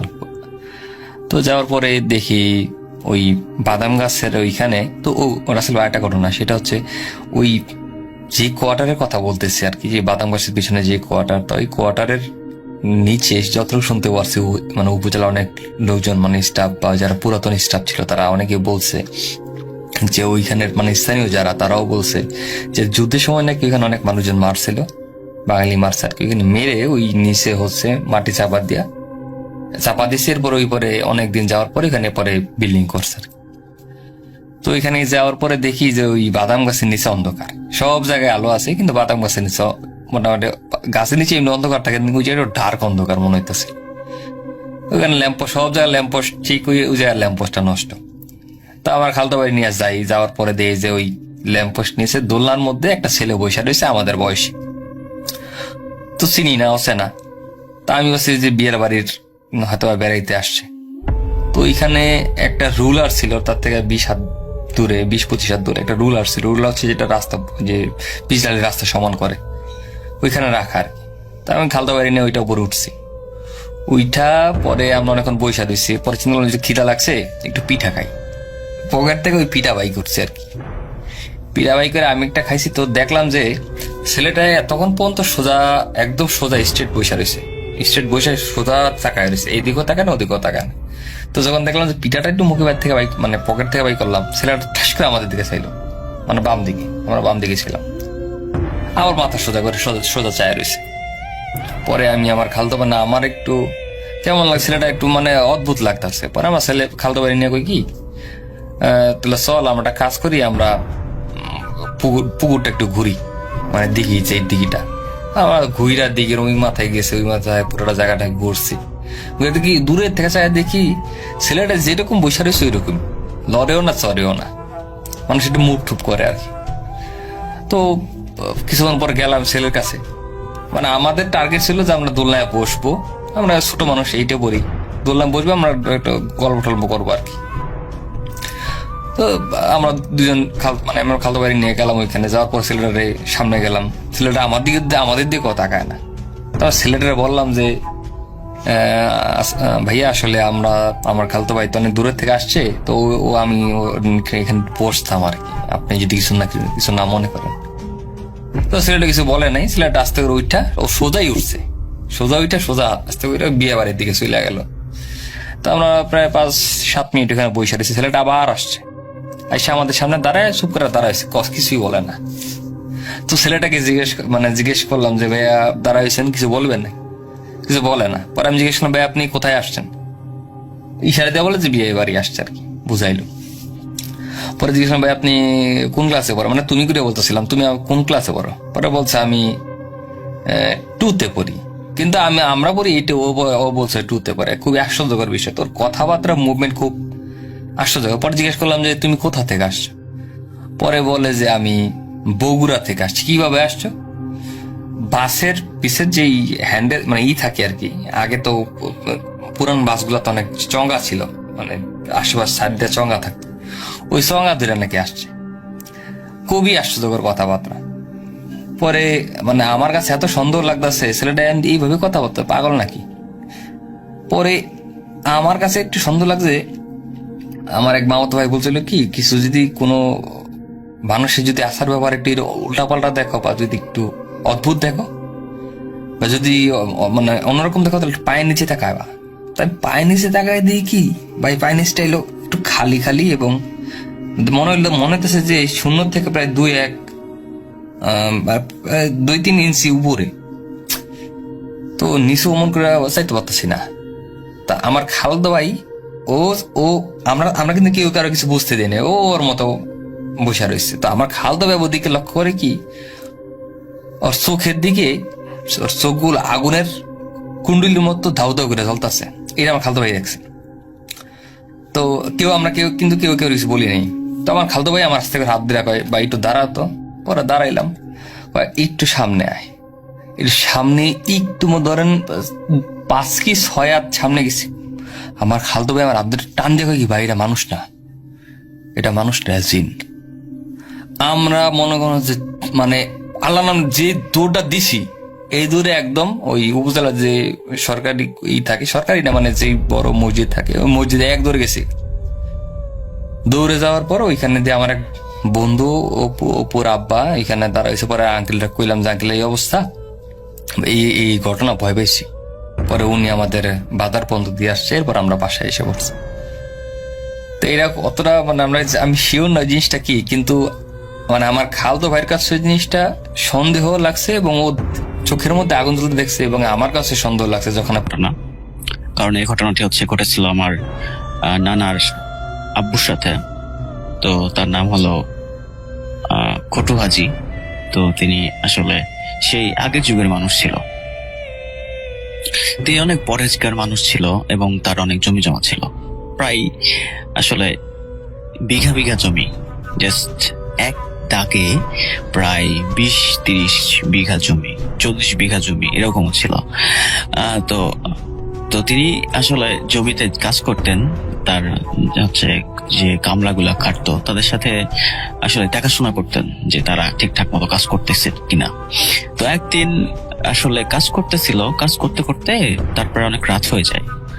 তো গ্রাম্য এলাকাতে আসলে সেই 1960 সালের ঘটনা, তখন তো আসলে সেভাবে তো গ্রামগঞ্জে এরকম লাইট সংযোগ ছিল না। গ্রাম্য এলাকা ছিল, প্রায় জঙ্গল ছিল চারিদিকে।